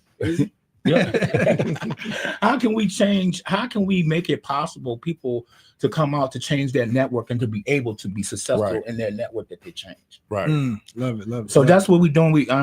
We doing it throughout the state. What our idea is to get a listening session in every place, combine the information, and then create some kind of legislation to pass to the legislators to see if they can pass it. We know that the federal government ain't gonna do nothing, right? Because you know we got somebody there who don't believe in. You know, I say what they do is they got the great blackout. They want to black out everything that black people did, right? But what I want to say is that the new administration for the state is a chance to see if something can happen. And I was going to ask you about that. If you seen anything coming through that's going to help. And I think that's going to be, you know, really valuable for people to go vote. Right. I'm not saying who to vote for, but you know, you can look elections make policies, right? If you are, you know, if you someone who's denial about, I don't think my vote count, your vote counts, right? Because these politicians are ones who we are the people, and we bring them the information for the change. And I think this is going to be a great opportunity to get some people who normally don't have the opportunity to have a place when they get out to have something to lay their heads on. Right. Awesome, man. Brother Howard, thank you as always. And that we are talking about, have you been denied housing because of your criminal record? Taking place February 26th, 6 p.m. at the Legal Aid Justice Center, and space is limited. So look at that link in our comment section to reserve your spot. I got one more thing too. We the People's Coalition and some other city entities are, and I want to come back to talk to you about this. We're thinking about how to have a diversionary program in Charlottesville will divert people from the criminal legal system into services. And so we are working with the city and some other folks, but I wanted to come back and talk more about it because I think it's really important to make sure that people don't touch the criminal justice system or criminal legal system, the criminal legal system, because that's where things get, you know, when people lose sometimes minds because they find out they have some kind of mental health, whatever. But, you know, one thing I don't believe in is like, you can't get well in the cell. And so if we have an opportunity to stop it before it happened, I think it's beautiful. So preventative maintenance. That's right. That's right. Be proactive, not reactive. That's so much problem with people. There you go. That you are listening to the sounds of Mr. Harold Foley. Y'all can reach him at harold@justiceforall.org to tap in and support and get more info on all the great things that he has going on for our population. And also can be reached at 434-409-0791. Harold, keep up the great work, my brother. Always. Yeah, and you know, keep us in tune so we can keep educating the folks. All right, I'll see y'all out there, Charlottesville. All right. Hey, Aaron. Appreciate you, good brother. You know, you're welcome anytime. Oh, you know what? Since y'all painted it and got it looking all nice, I might come back. did it all when I was gone. It's like, oh, he gone. We're going to spruce it up. But now it's always a blessing to be on this airwaves and share with y'all and just appreciate the opportunity to share my voice. Love you guys. Blessings. And we out. IMHO Talk Show.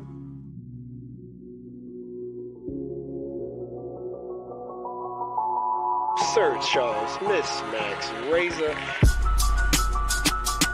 You're listening to In My Humble Opinion with Maxilia Robinson and Charles Lewis. Only on 101.3.